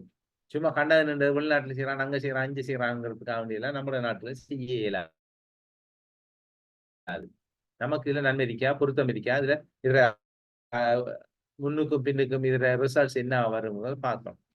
ரைட். அடுத்தது ஒடுக்கப்பட்டவர்கள், இதான் நாங்க பார்த்தோம் பவுல பிரேயர் பின் நவீனத்துல வரக்கூடிய, அதாவது ஒடுக்கப்பட்டவர்கள் பின்னடைவானவர்களுக்கு என்ன செய்யறாங்க, கல்விக்குரிய வாய்ப்பை வசதியை வழங்கணும் என்று சொன்னார்.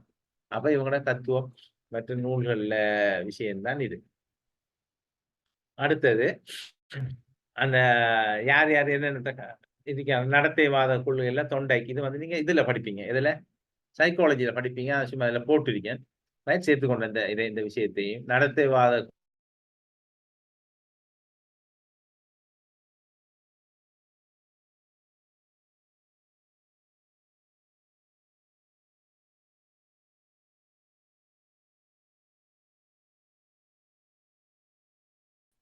இதை செய்யக்கூடிய தொண்டை ஸ்கினர், தொண்டை டக்னே காணே இல்லது டக்னேயா, அதுக்கு என்ன விட்டுட்டாங்க டக்னே, விகாட்ஸ்கி தமிழ் தானே, ப்ரூனர், ஜோன் டூயி.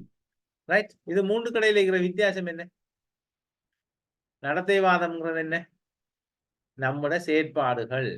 ரைட். நம்மட விஷயங்கள் செயற்பாடுகளோட சம்பந்தப்பட்டது. நீங்க சைக்காலஜியில படிச்சுதான் நீங்க சொல்ல தேவையில்லை. அறிகைவாதம்ங்கிறது என்ன, நாங்க புதிதாக அறிந்து கொள்ளக்கூடிய அல்லது தெரிந்து கொள்ளக்கூடிய அதனூடாக படிக்கிறது. கட்டுருவாக்கம்னா நாங்களே எங்களுக்குள்ள எங்களை அனுபவங்கள் அறிவை வைத்து உருவாக்கி கொள்றது. நாங்க எங்களை அனுபவம் அறிவு எல்லாத்தையும் வச்சு நாங்க ஒரு பயிற்சியின் ஊடாக எங்களுக்குள்ள உருவாக்கி கொள்றதான் டக்னேர, விகாட்ஸ்கிர, ப்ரூனர, ஜோன் டூயர். இதுல ஒரு ஆளை பத்தி நான் குறிப்பா சொல்லணும் என்னன்னா, இவங்க வாழ்ந்த காலத்திலேயே இவருடைய கொள்கைகள் எல்லாம் வந்து உலகத்தில் என்ன செய்யப்பட்டது, அறியப்பட்டது. ரைட். தொண்டைக்கிற, ஸ்கின்னர், பவுலோட, இந்த கொள்கை எல்லாம் அவங்க வாழ்ந்த காலத்திலேயே உலகத்துல அறியப்பட்டது. அவங்க வாழ்ந்த காலத்திலேயே உலகத்துல அவங்களுக்கு அதுக்குரிய அங்கீகாரம் கிடைத்தது. அந்த கொள்கைகள் ஏற்றுக்கொள்ளப்பட்டன. ஆனால் ஒரே ஒரு ஆள்ல இதுக்குள்ள இருக்கிற விகாட்ஸ்கிங்கிற ஒருவர் வந்து லெவ் விகாட்ஸ்கி அவர் பேரு. இவர் கொள்கை மட்டும் இவர் மௌத்தானத்துக்கு பிறகுதான் தெரிஞ்சிச்சு. இவர் இறந்ததுக்கு பிறகுதான் உலகம் இவருடைய அந்த கட்டுருவாக்க கன்ஸ்ட்ரக்டிவிசம் என்று சொல்றோம் நாங்க. இதை சரிதானே, கட்டுருவாக்கத்தை சொல்ற வந்து கன்ஸ்ட்ரக்டிவிசம் சொல்லி சொல்றோம். ரைட். இந்த கன்ஸ்ட்ரக்டிவிசம் இந்த கொள்கையை வந்து இந்த விகாட்ஸ்கி இறந்ததுக்கு பிறகு, இவர் எந்த நாடுன்னு தெரியுமா விகாட்ஸ்கிய?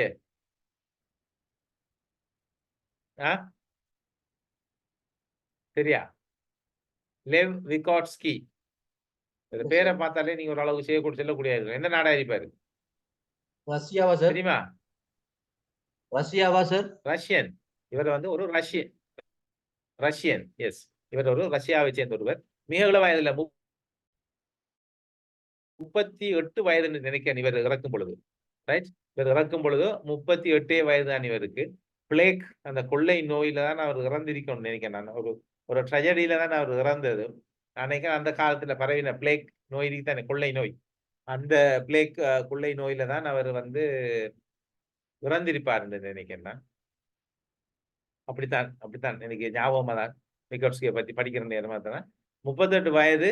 இவர் சொன்ன தத்துவங்கள் வந்து இவர் சொன்ன காலத்துல ஏற்றுக்கொள்ளப்படலைன்னா வெளிக்கொணரப்படலை. காரணம் என்ன?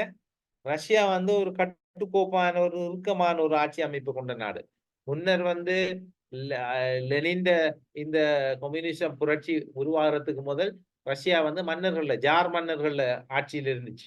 ஜார் மன்னர்கள் சொல்லக்கூடிய அந்த ஜார் மன்னர்கள பரம்பரையில தான் ரஷ்யால ஒரு பிரதேசங்களும் ஆட்சியில காணப்பட்டுச்சு. அதுக்கப்புறம் தான் லெனின் புரட்சி வந்தது, கம்யூனிசம் வந்தது, எல்லாம் வந்தது. விவசாயத்தை அடிப்படையாக கொண்ட புரட்சி தான் லெனின் காலத்தில் வந்த புரட்சி. அப்ப இப்படியான காலத்துல வந்ததால இந்த ஆள் எழுதின புத்தகங்கள், இந்த ஆள் தத்துவங்கள், ஆய்வுகள் எல்லாம் அப்படியோ சமூகத்துக்கு வெளிக்கொண்டு வரப்படவில்லை. அந்த வாய்ப்பு கிடைக்கல. அப்படி இருக்கிற நேரம் நோயால அவரு இந்த தொற்று நோயால, கொள்ளை நோயால என்ன செஞ்சிட்டாரு? அவரும் போய் சேர்ந்துட்டாரு. 38 வயசு இருந்தா எனக்கு ஷூரா தெரியும் அப்படித்தான் விகோட்ஸ்கி. பின்பட்ட காலத்துல வந்த அறிஞர்களும் ஆக்களும் தான் பின்னுக்கு கொஞ்சம் சுதந்திரமான ஒரு நில ரஷ்யால உருவாகி கொஞ்சம் மக்கள்ல நிலைமைகள் படிக்கிற அந்த நில வர நேரம் தான் இவர் இப்படி எல்லாம் ஒரு ஆள் எழுதியிருக்காரு என்று எழுதி அவருடைய கொள்கை கோட்பாடுகள் பிற்பட்ட காலங்கள்லாம் ஏற்றுக்கொள்ளப்பட்டுச்சு. பாருங்க. அப்ப ஒரு மனிதன் வந்து 38 வயசுல மௌத்தாய் செத்திருக்காரு, இறந்திருக்கிறாரு.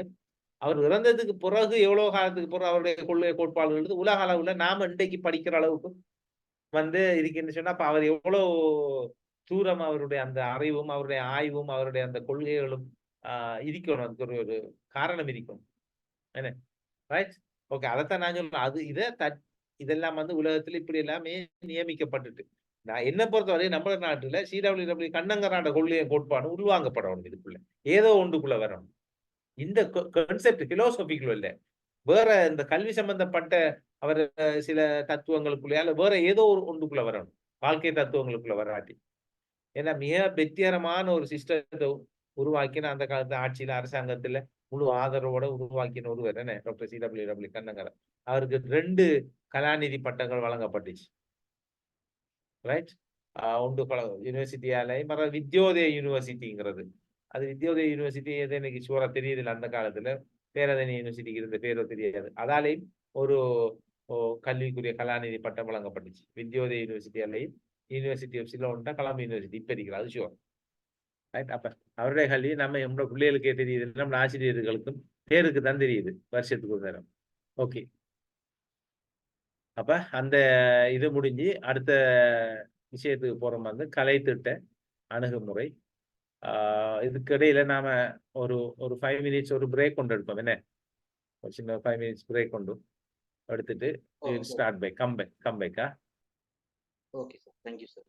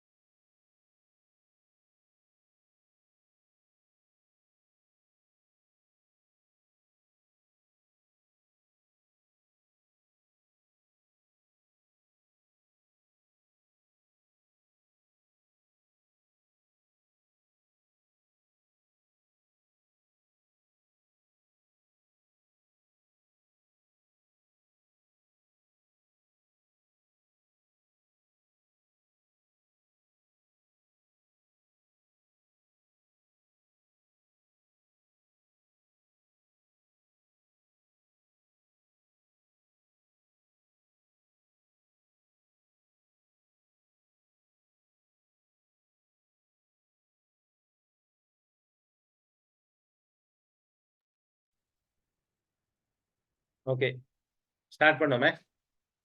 ஹலோ, ஓம் சார். Right, okay, start. சரிப்பா. இப்ப அடுத்தது கலைத்திட்ட அணுகுமுறை அப்படிங்கிற விஷயங்களை இதுல பார்ப்போம். கலைத்திட்ட அணுகுமுறைங்கிறது எவ்வாறு நம்ம கலைத்திட்டத்தை கையாளணும், ரைட்? இதுல வகைகள் நியமிதிக்கு நடத்தை சார் அணுகுமுறை, முகாமைத்துவ அணுகுமுறை,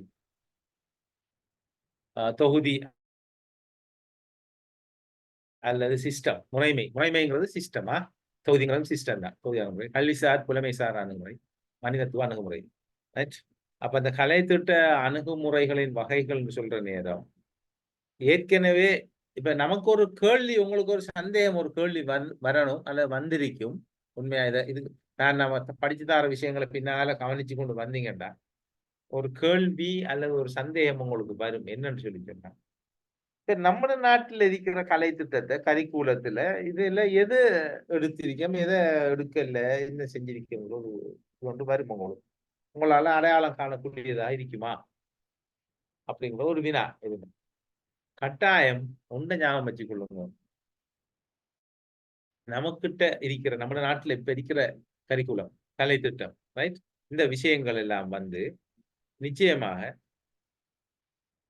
இந்த ஏற்கனவே சொல்லப்பட்ட இந்த தத்துவங்கள், கலை திட்ட சம்பந்தப்பட்ட தத்துவம், இலட்சியவாதம், அடுத்தது நடத்தைவாதம், பயன்பாட்டுவாதம், இயற்கைவாதம், பின்னவீனத்துவவாதம் என்று சொல்ற இந்த எல்லா தத்துவங்கள்ல நமக்கு தேவையான விடயங்களின் அடிப்படையில தான் உருவாக்கப்பட்டிருக்கு. எல்லாத்தையும் நாம் எடுத்திருக்க மாட்டோம், எல்லாத்தையும் கழிச்சு விட்டு இருக்கவும் மாட்டோம்.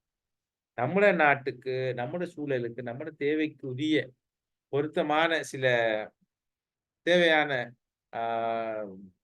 அந்த தத்துவங்கள் அல்லது அதைத்தான் நாங்கள் எடுத்துருக்கோம். அதை விடுத்து இதை எடுக்காம நாம பிழையாக நமக்கு பொருத்தமில்லாத ஒரு தத்துவத்தை நாம எடுப்போமாக இருந்தால், நம்முடைய நாட்டில நாங்க எடுப்போமாக இருந்தால் அந்த தத்துவம் நமக்கு என்ன செய்யாது, வெற்றி அளிக்க மாட்டாது.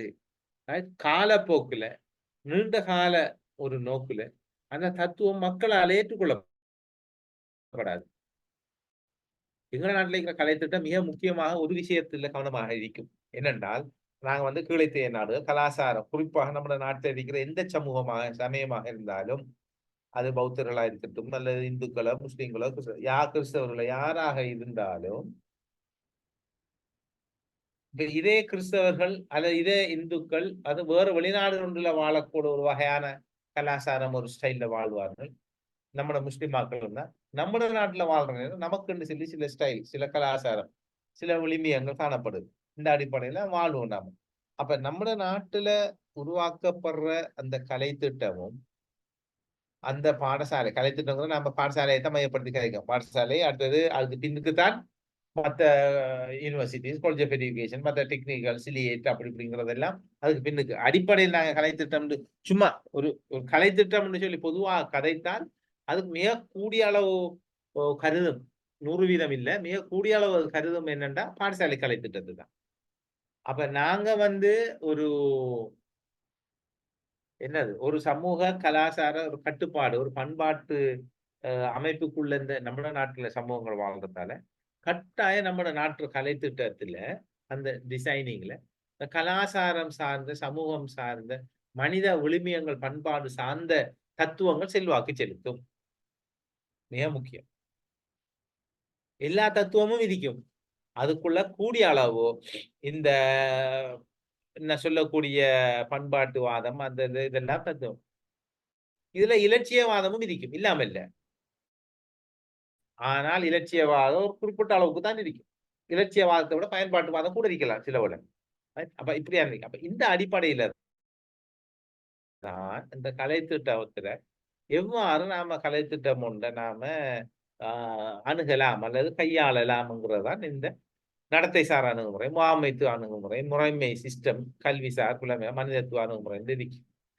நடத்தை சார் அணுகுமுறைங்கிறது நம்முடைய மனிதர்களுடைய நடத்தைகளுடன் சம்பந்தப்பட்ட விஷயங்களை மையமாக கொண்ட கலை திட்டத்தை நோக்குறது. முகாமைத்துவம் சொன்னா மேனேஜ்மெண்ட், நிர்வாகம், முகாமைத்துவம், மேனேஜ்மெண்ட் சம்பந்தப்பட்ட விஷயங்கள். மற்ற சிஸ்டம், தொகுதி, குறிப்பிட்ட பாட தொகுதிகளோட அடிப்படையாக கொண்டது, விஞ்ஞான பாடங்களோட அல்லது கலை பாடங்களோட அல்லது வேற ஏதாவது நுண்கலை பாடங்களோட அல்லது வணிகம் வியாபாரம், தொழில்நுட்பம் அப்படியான முறைகள். அடுத்தது கல்விசார் புலமைசார் அணுகுமுறைகள்னு சொல்லி சொன்னால் இதுக்குள்ள வந்து என்னன்னா நம்ம இன்டெலெக்சுவல் அப்ரோச்சஸ், ரைட், அந்த அப்படியான விஷயங்கள்.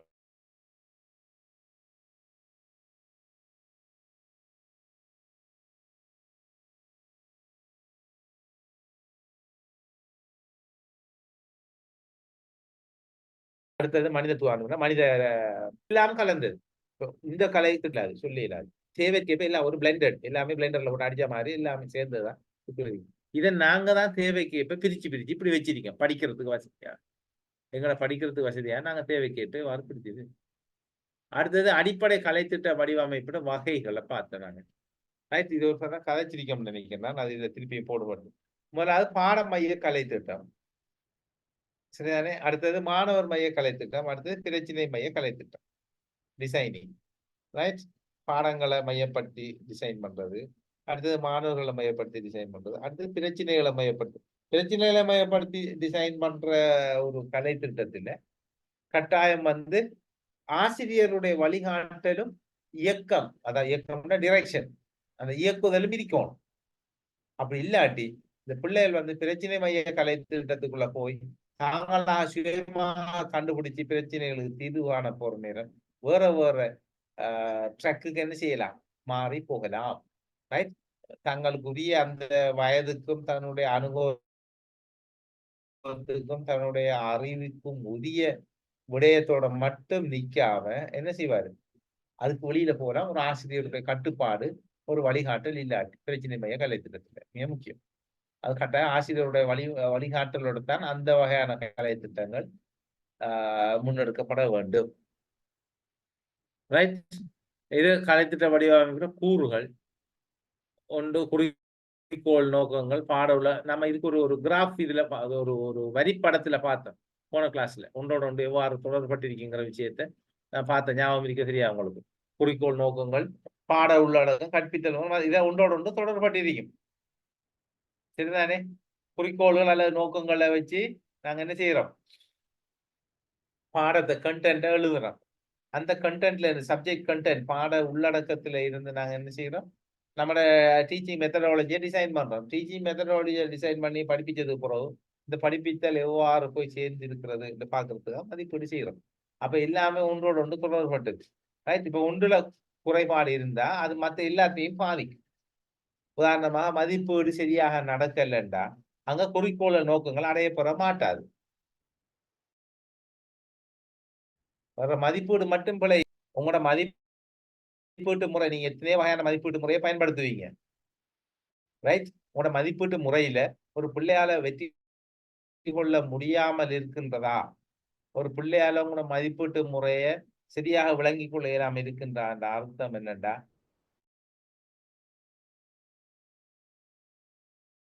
நீங்க எடுத்த நோக்கமும் குறிக்கோளும் அந்த பிள்ளைகளை நிறைய சரியா போய் சேரல.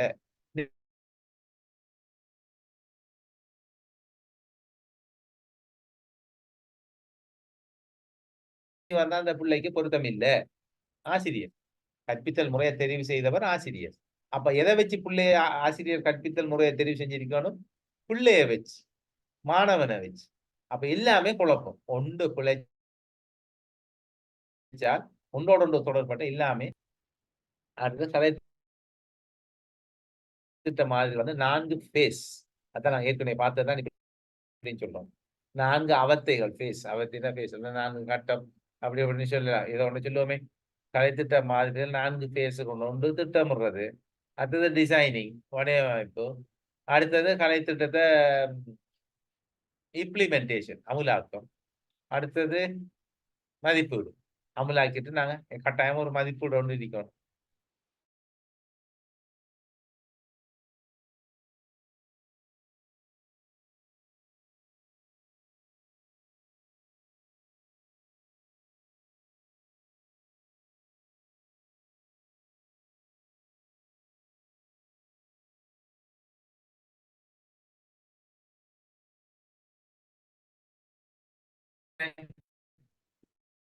இப்ப எனக்கு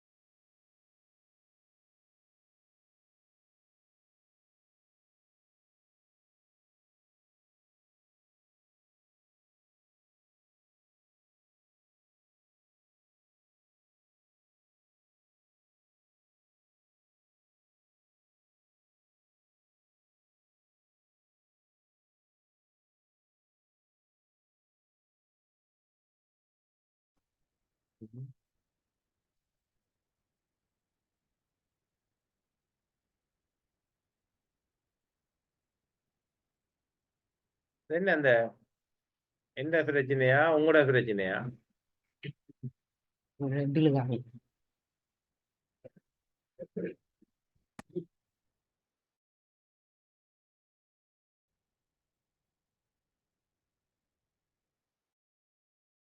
ஸ்கிரீன் தெரியுதா என்ன உங்களுக்கு இப்ப? ஹலோ, ஓம் சார். சரிதா? என்ன நெட்வொர்க் என்ன சைட் பிரச்சனை?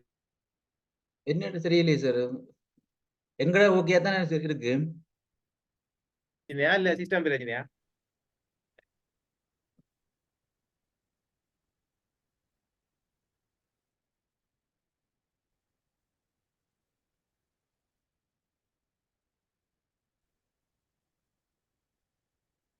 ரைட். இப்ப நான் கடைசியா விட்ட இடத்துக்கு வந்திருக்கேன். இதுல நீங்க சரியா சொல்லுங்க அவன் பாப்போம்.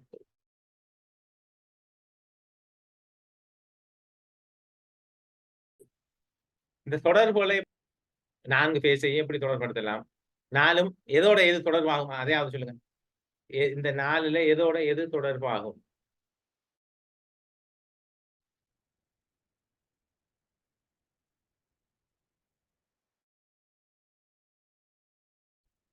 சொல்லுங்க கத்துன. 4ம் எதோட எது தொடர்பாகும்?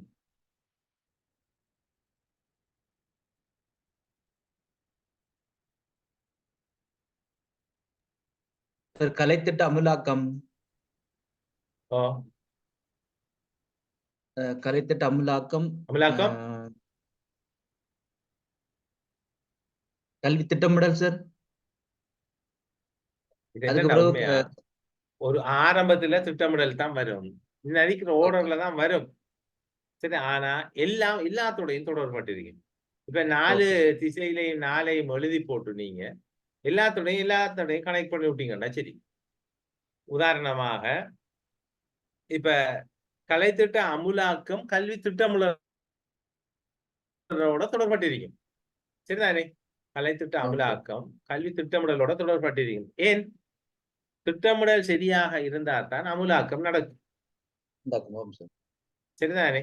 திட்டமிடல் இது என்ன ஷெரீன் ஹோஸ்ட் வருது காட்டுது. ஏன் அது?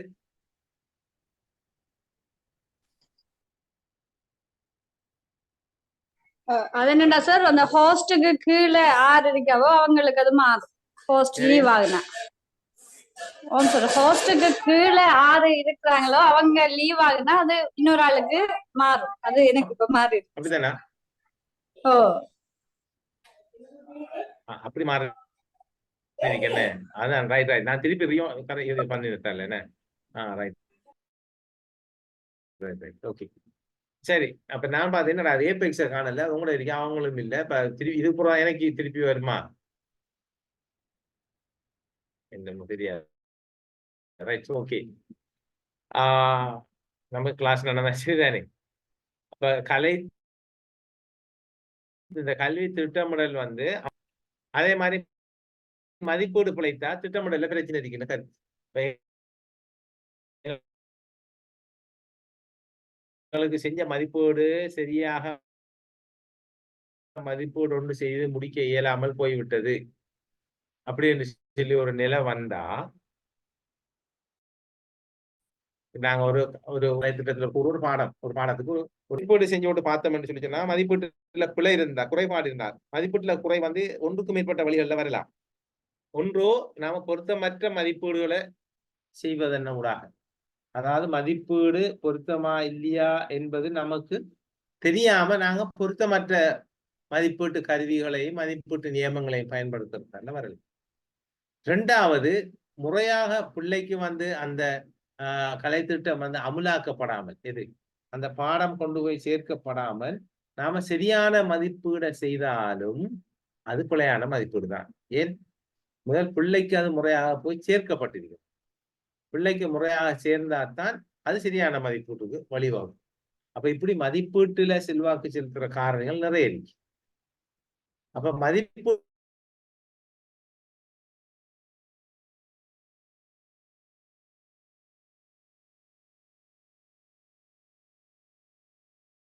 பிழைச்சா என்ன கருத்துன்னா நம்மள திட்டமிடல் சொன்னார். வடிவமைக்கவில்லை என்றால் அது என்ன செய்யும்? ஆட்டோமேட்டிக்காக மதிப்பீட்டுல பழுதடைவு பின்னடைவே ஏற்படும். கலை திட்டத்தை அமுலாக சரியா டிசைன் பண்ணாடி அமுலாக்க இல்லாது. அப்ப சரியா டிசைன் பண்றதுக்கு நிறைய காரணிகள் இருக்காது. ஒன்று அந்த பாடம் சம்பந்தப்பட்ட அறிவு இருக்கணும் டிசைன் பண்ற நமக்கு. ரெண்டாவது எந்த அளவுக்கு ஆழ அகலத்தோட அந்த பாடம் அந்த கற்பித்தல் விடயம் அல்ல அந்த கலை திட்டம் டிசைன் பண்ணப்பட வேண்டும்ங்கிறது தெரிஞ்சிருக்கணும் நமக்கு. மூன்றாவது இந்த வகுப்புக்கு அல்ல இந்த பிள்ளைகளுக்கு இது பொருத்தமா, இந்த கலை திட்டம் இந்த வடிவமைப்பு இந்த டிசைனிங் பொருத்தமாங்கிறது ஆசிரியருக்கு தெரிஞ்சிருக்கும். இப்படி ஒன்றுக்கும் மேற்பட்ட எத்தனையோ விடயங்கள்ல இது தங்கி இருக்கு. இதுல ஒன்று பிழைச்சாலும் இது பிழைச்சாலும் மற்ற எல்லாத்திலையும் என்ன செய்யும்? குறைகள் ஏற்படும். எல்லாமே செல்வாக்கு செலுத்தும் பிரச்சனைகள். அதாவது முழுமையற்ற குறைபாடான ஒரு நிலைக்கு என்ன செய்யும்? எங்களோட கரிக்குலத்தை கலை திட்டத்தை உருவாக்கும் அப்படின்னு சொல்லி மாத்தி விட்டுட்டேன் சார் உங்களுக்கு. கேளுங்க. ஓம் அதான் பாருங்க. சரிதானே? அப்ப அப்ப என்ன நடக்குது இங்க? இந்த கலைத்திட்ட மாதிரிகள் அவத்தைகள் பேஸ் வந்து 4மே ஒன்றோடு ஒன்று தொடர்பட்டது. எதுல குறைபாடு வந்தாலும் முழு சிஸ்டத்தையும் அதை என்ன செய்யும்? குறைபாடுடையதாக மாற்றும். சரியா? ஞாபகம் வச்சுக்கணும். அடுத்தது கலைத்திட்டங்கள் ஒன்றோடு ஒன்று எவ்வாறு தொடர்புபடுத்தப்படுகின்றது? ரைட்? ஒரு வகுப்புட அல்லது ஒரு ஸ்கூல்ல இருக்கக்கூடிய கலைத்திட்டங்கள் எவ்வாறு ஒன்றுடன் ஒன்று தொடர்படுத்தப்படுது அப்படிங்கிற விஷயத்தை அடுத்து பார்க்க போறோம். அது இணைப்புகள், ஒருங்கிணைப்புகள் சொல்லி சொல்றோம். ஒன்றோடு ஒன்று எவ்வாறு தொடர்படுத்தப்படுது கலைத்திட்டங்கள் அப்படிங்கிற அந்த விஷயத்தை பார்ப்போம். சரிதானே? முதல்ல அது நெடுங்கோட்டு ஒருங்கிணைப்பு. சரிதானே? வெர்டிகல் இன்டிகிரேஷன் அப்படின்னு சொல்லி சொல்லுவோம். செங்குத்து ஒருங்கிணைப்பு. சரிதானே? நெடுங்கோட்டு ஒருங்கிணைப்பு. அடுத்தது அகலாங்க ஒருங்கிணைப்பு. சரிதானே? அது ஹொரிசோண்டல் கிடைமட்ட உறவுண்டு போட்டிருக்கிறது. அது ஒருங்கிணைப்பு கொண்டு வரணும் இல்லையா? ஒருங்கிணைப்பு உறவுண்டு போட்டிருக்காங்க.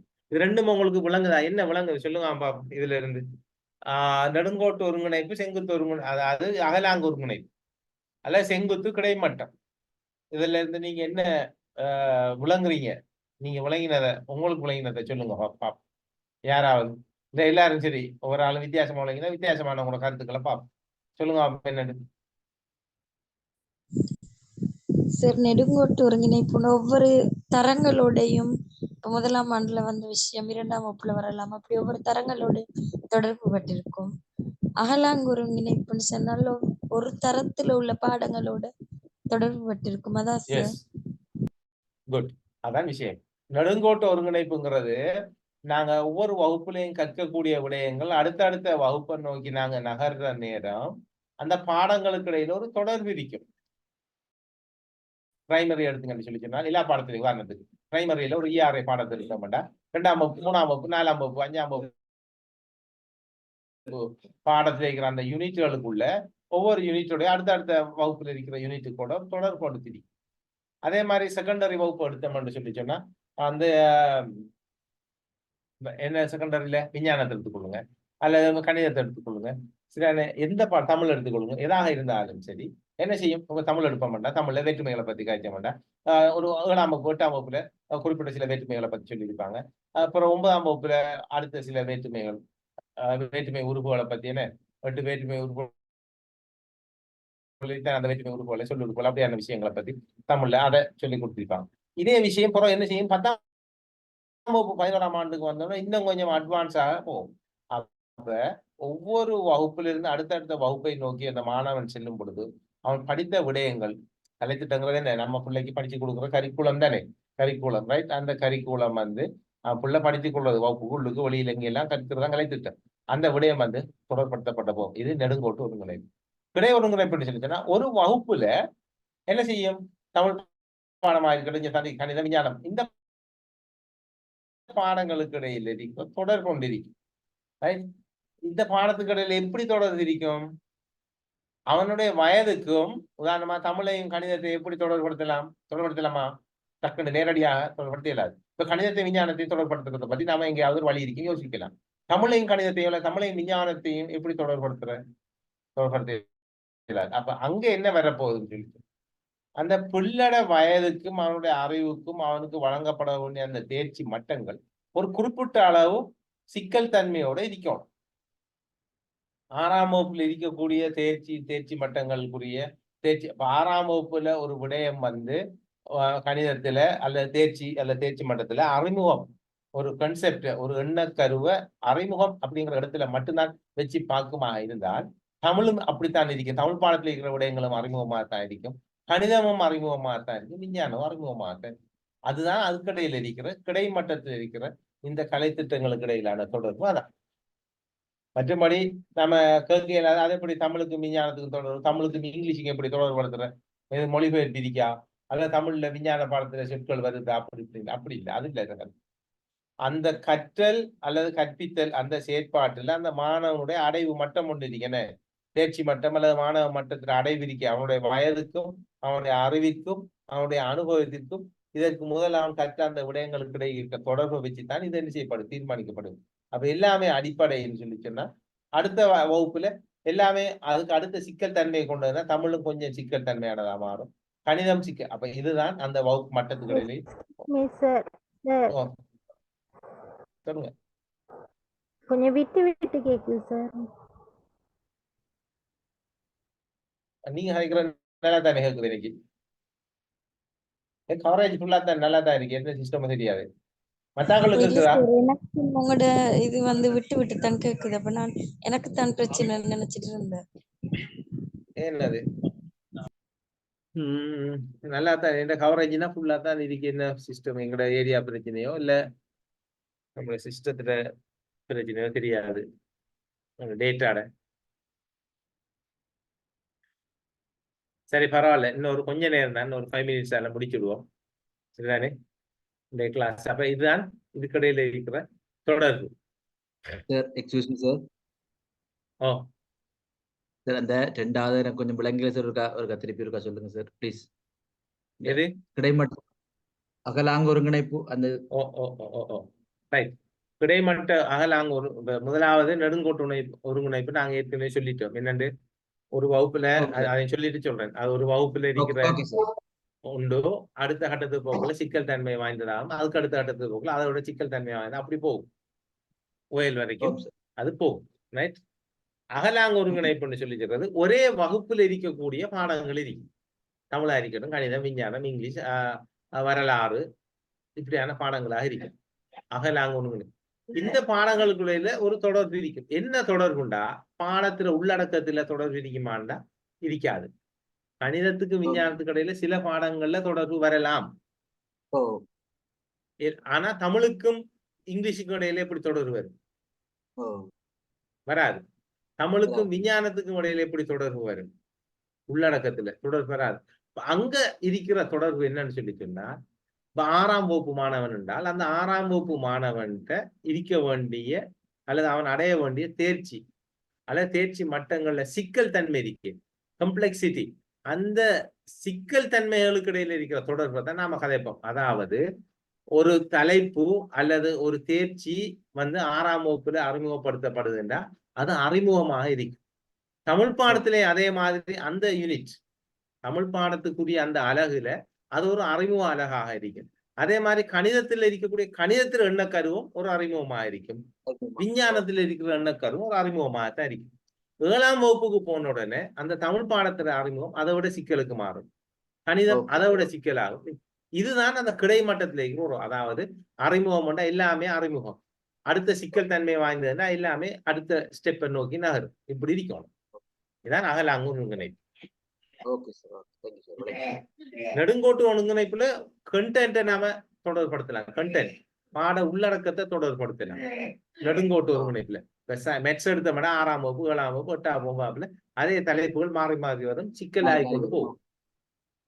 அகலாங்க ஒருங்கிணைப்பு அப்படி தொடர்படுத்த இயலாது. தேர்ச்சி மட்டம், மாணவனுடைய அனுபவம், அறிவைத்தான் தொடர்படுத்தலாம் ஒவ்வொரு பாடத்திலையும்.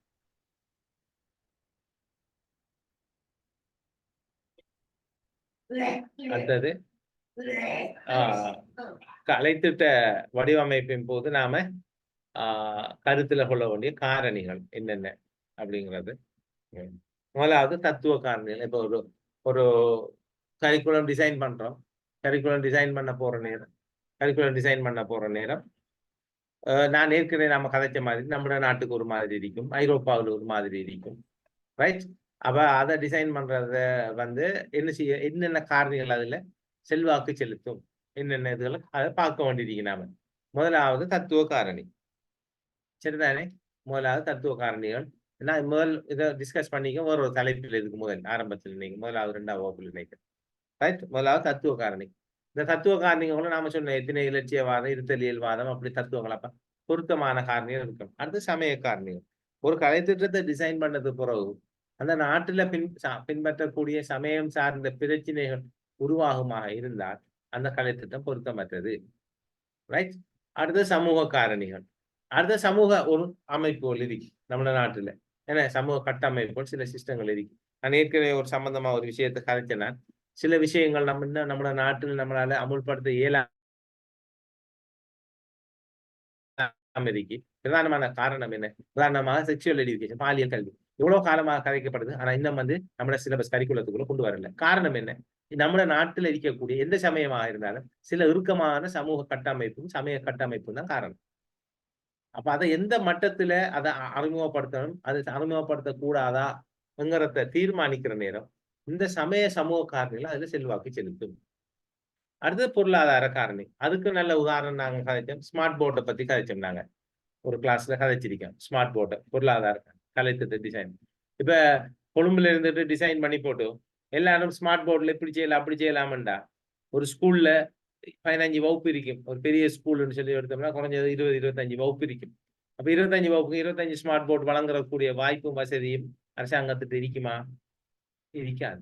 அப்ப நினைச்ச மாதிரி ஸ்மார்ட் போர்ட்ல என்ன செய்ய இயலாது, ரைட்? இப்ப எங்கட காலேஜிலேயே வந்து 2 ஸ்மார்ட் போர்ட் தான் இருக்கு. உங்களோட ஸ்கூல்ல எத்தனை போர்டு இருக்குன்னு எனக்கு தெரியாது. எங்கட காலேஜில் 2 ஸ்மார்ட் போர்டு இருக்கு. அதோட சேர்த்து இன்டராக்டிவ் போர்ட்ஸ் வந்து ஒரு 5-6 இன்டராக்டிவ் போர்ட்ஸ் இருக்கு. எங்க காலேஜ் ஸ்டைல் சிஸ்டத்தை சொல்றேன் நான். இப்ப அதை நாங்க எல்லா கோர்ஸுக்குமே என்ன செஞ்சிருக்கோம், ஒவ்வொன்றையும் கொடுத்திருக்கோம். அதுக்கு மேலதிகமாக இல்லாத கோர்ஸுகளுக்கு மல்டிமீடியா ப்ரொஜெக்டரை கொடுத்திருக்கோம். ஏன்? டெக்னாலஜி கட்டாயம் தேவை படிப்பிக்கிறதுக்கு, பிள்ளைகள் படிக்கிறதுக்கு. மல்டிமீடியா ப்ரொஜெக்டர் எல்லா கோர்ஸுக்கும் எல்லாத்துக்கும் நாங்க கொடுத்து வச்சிருக்கோம். பொருளாதார காரணிங்கிறது ஒரு முக்கியமான ஒரு விஷயம். எல்லாத்தையும் கொண்டு போய் எலக்ட்ரானிக் யுகத்துல ஏஐ இப்ப வந்திருக்கு, ஆர்டிபிஷியல் இன்டெலிஜென்ஸ், ஏஐ யுகத்துல எல்லாத்தையும் கொண்டு போய் சேர்த்து விட்டோம்னு சொல்லி சொன்னா டிசைன் பண்ணி போட்டு படிப்பீங்கன்னா எப்படி படிப்பீங்க? நம்ம கிட்ட பொருளாதார வசதி இருக்கு. அப்ப அது டிசைனிங்ல மிக முக்கியம். அடுத்து அரசியல் காரணி. அது நம்ம நாடு மட்டும் இல்ல, வளர்ச்சி அடைந்து வரக்கூடிய டெவலப்பிங் கண்ட்ரிஸ் எல்லாத்திலையும் இருக்கக்கூடிய ஒரு பிரச்சனை. இப்ப அமெரிக்காவை எடுத்துக்கொள்ளுங்க, அல்ல ஐரோப்பிய நாடுகளை எடுத்துக்கொள்ளுங்க, எத்தனை நாடுகள்ல அங்க வந்து கன்செப்ட் எஜுகேஷன் பாலிசி உண்டுதான்.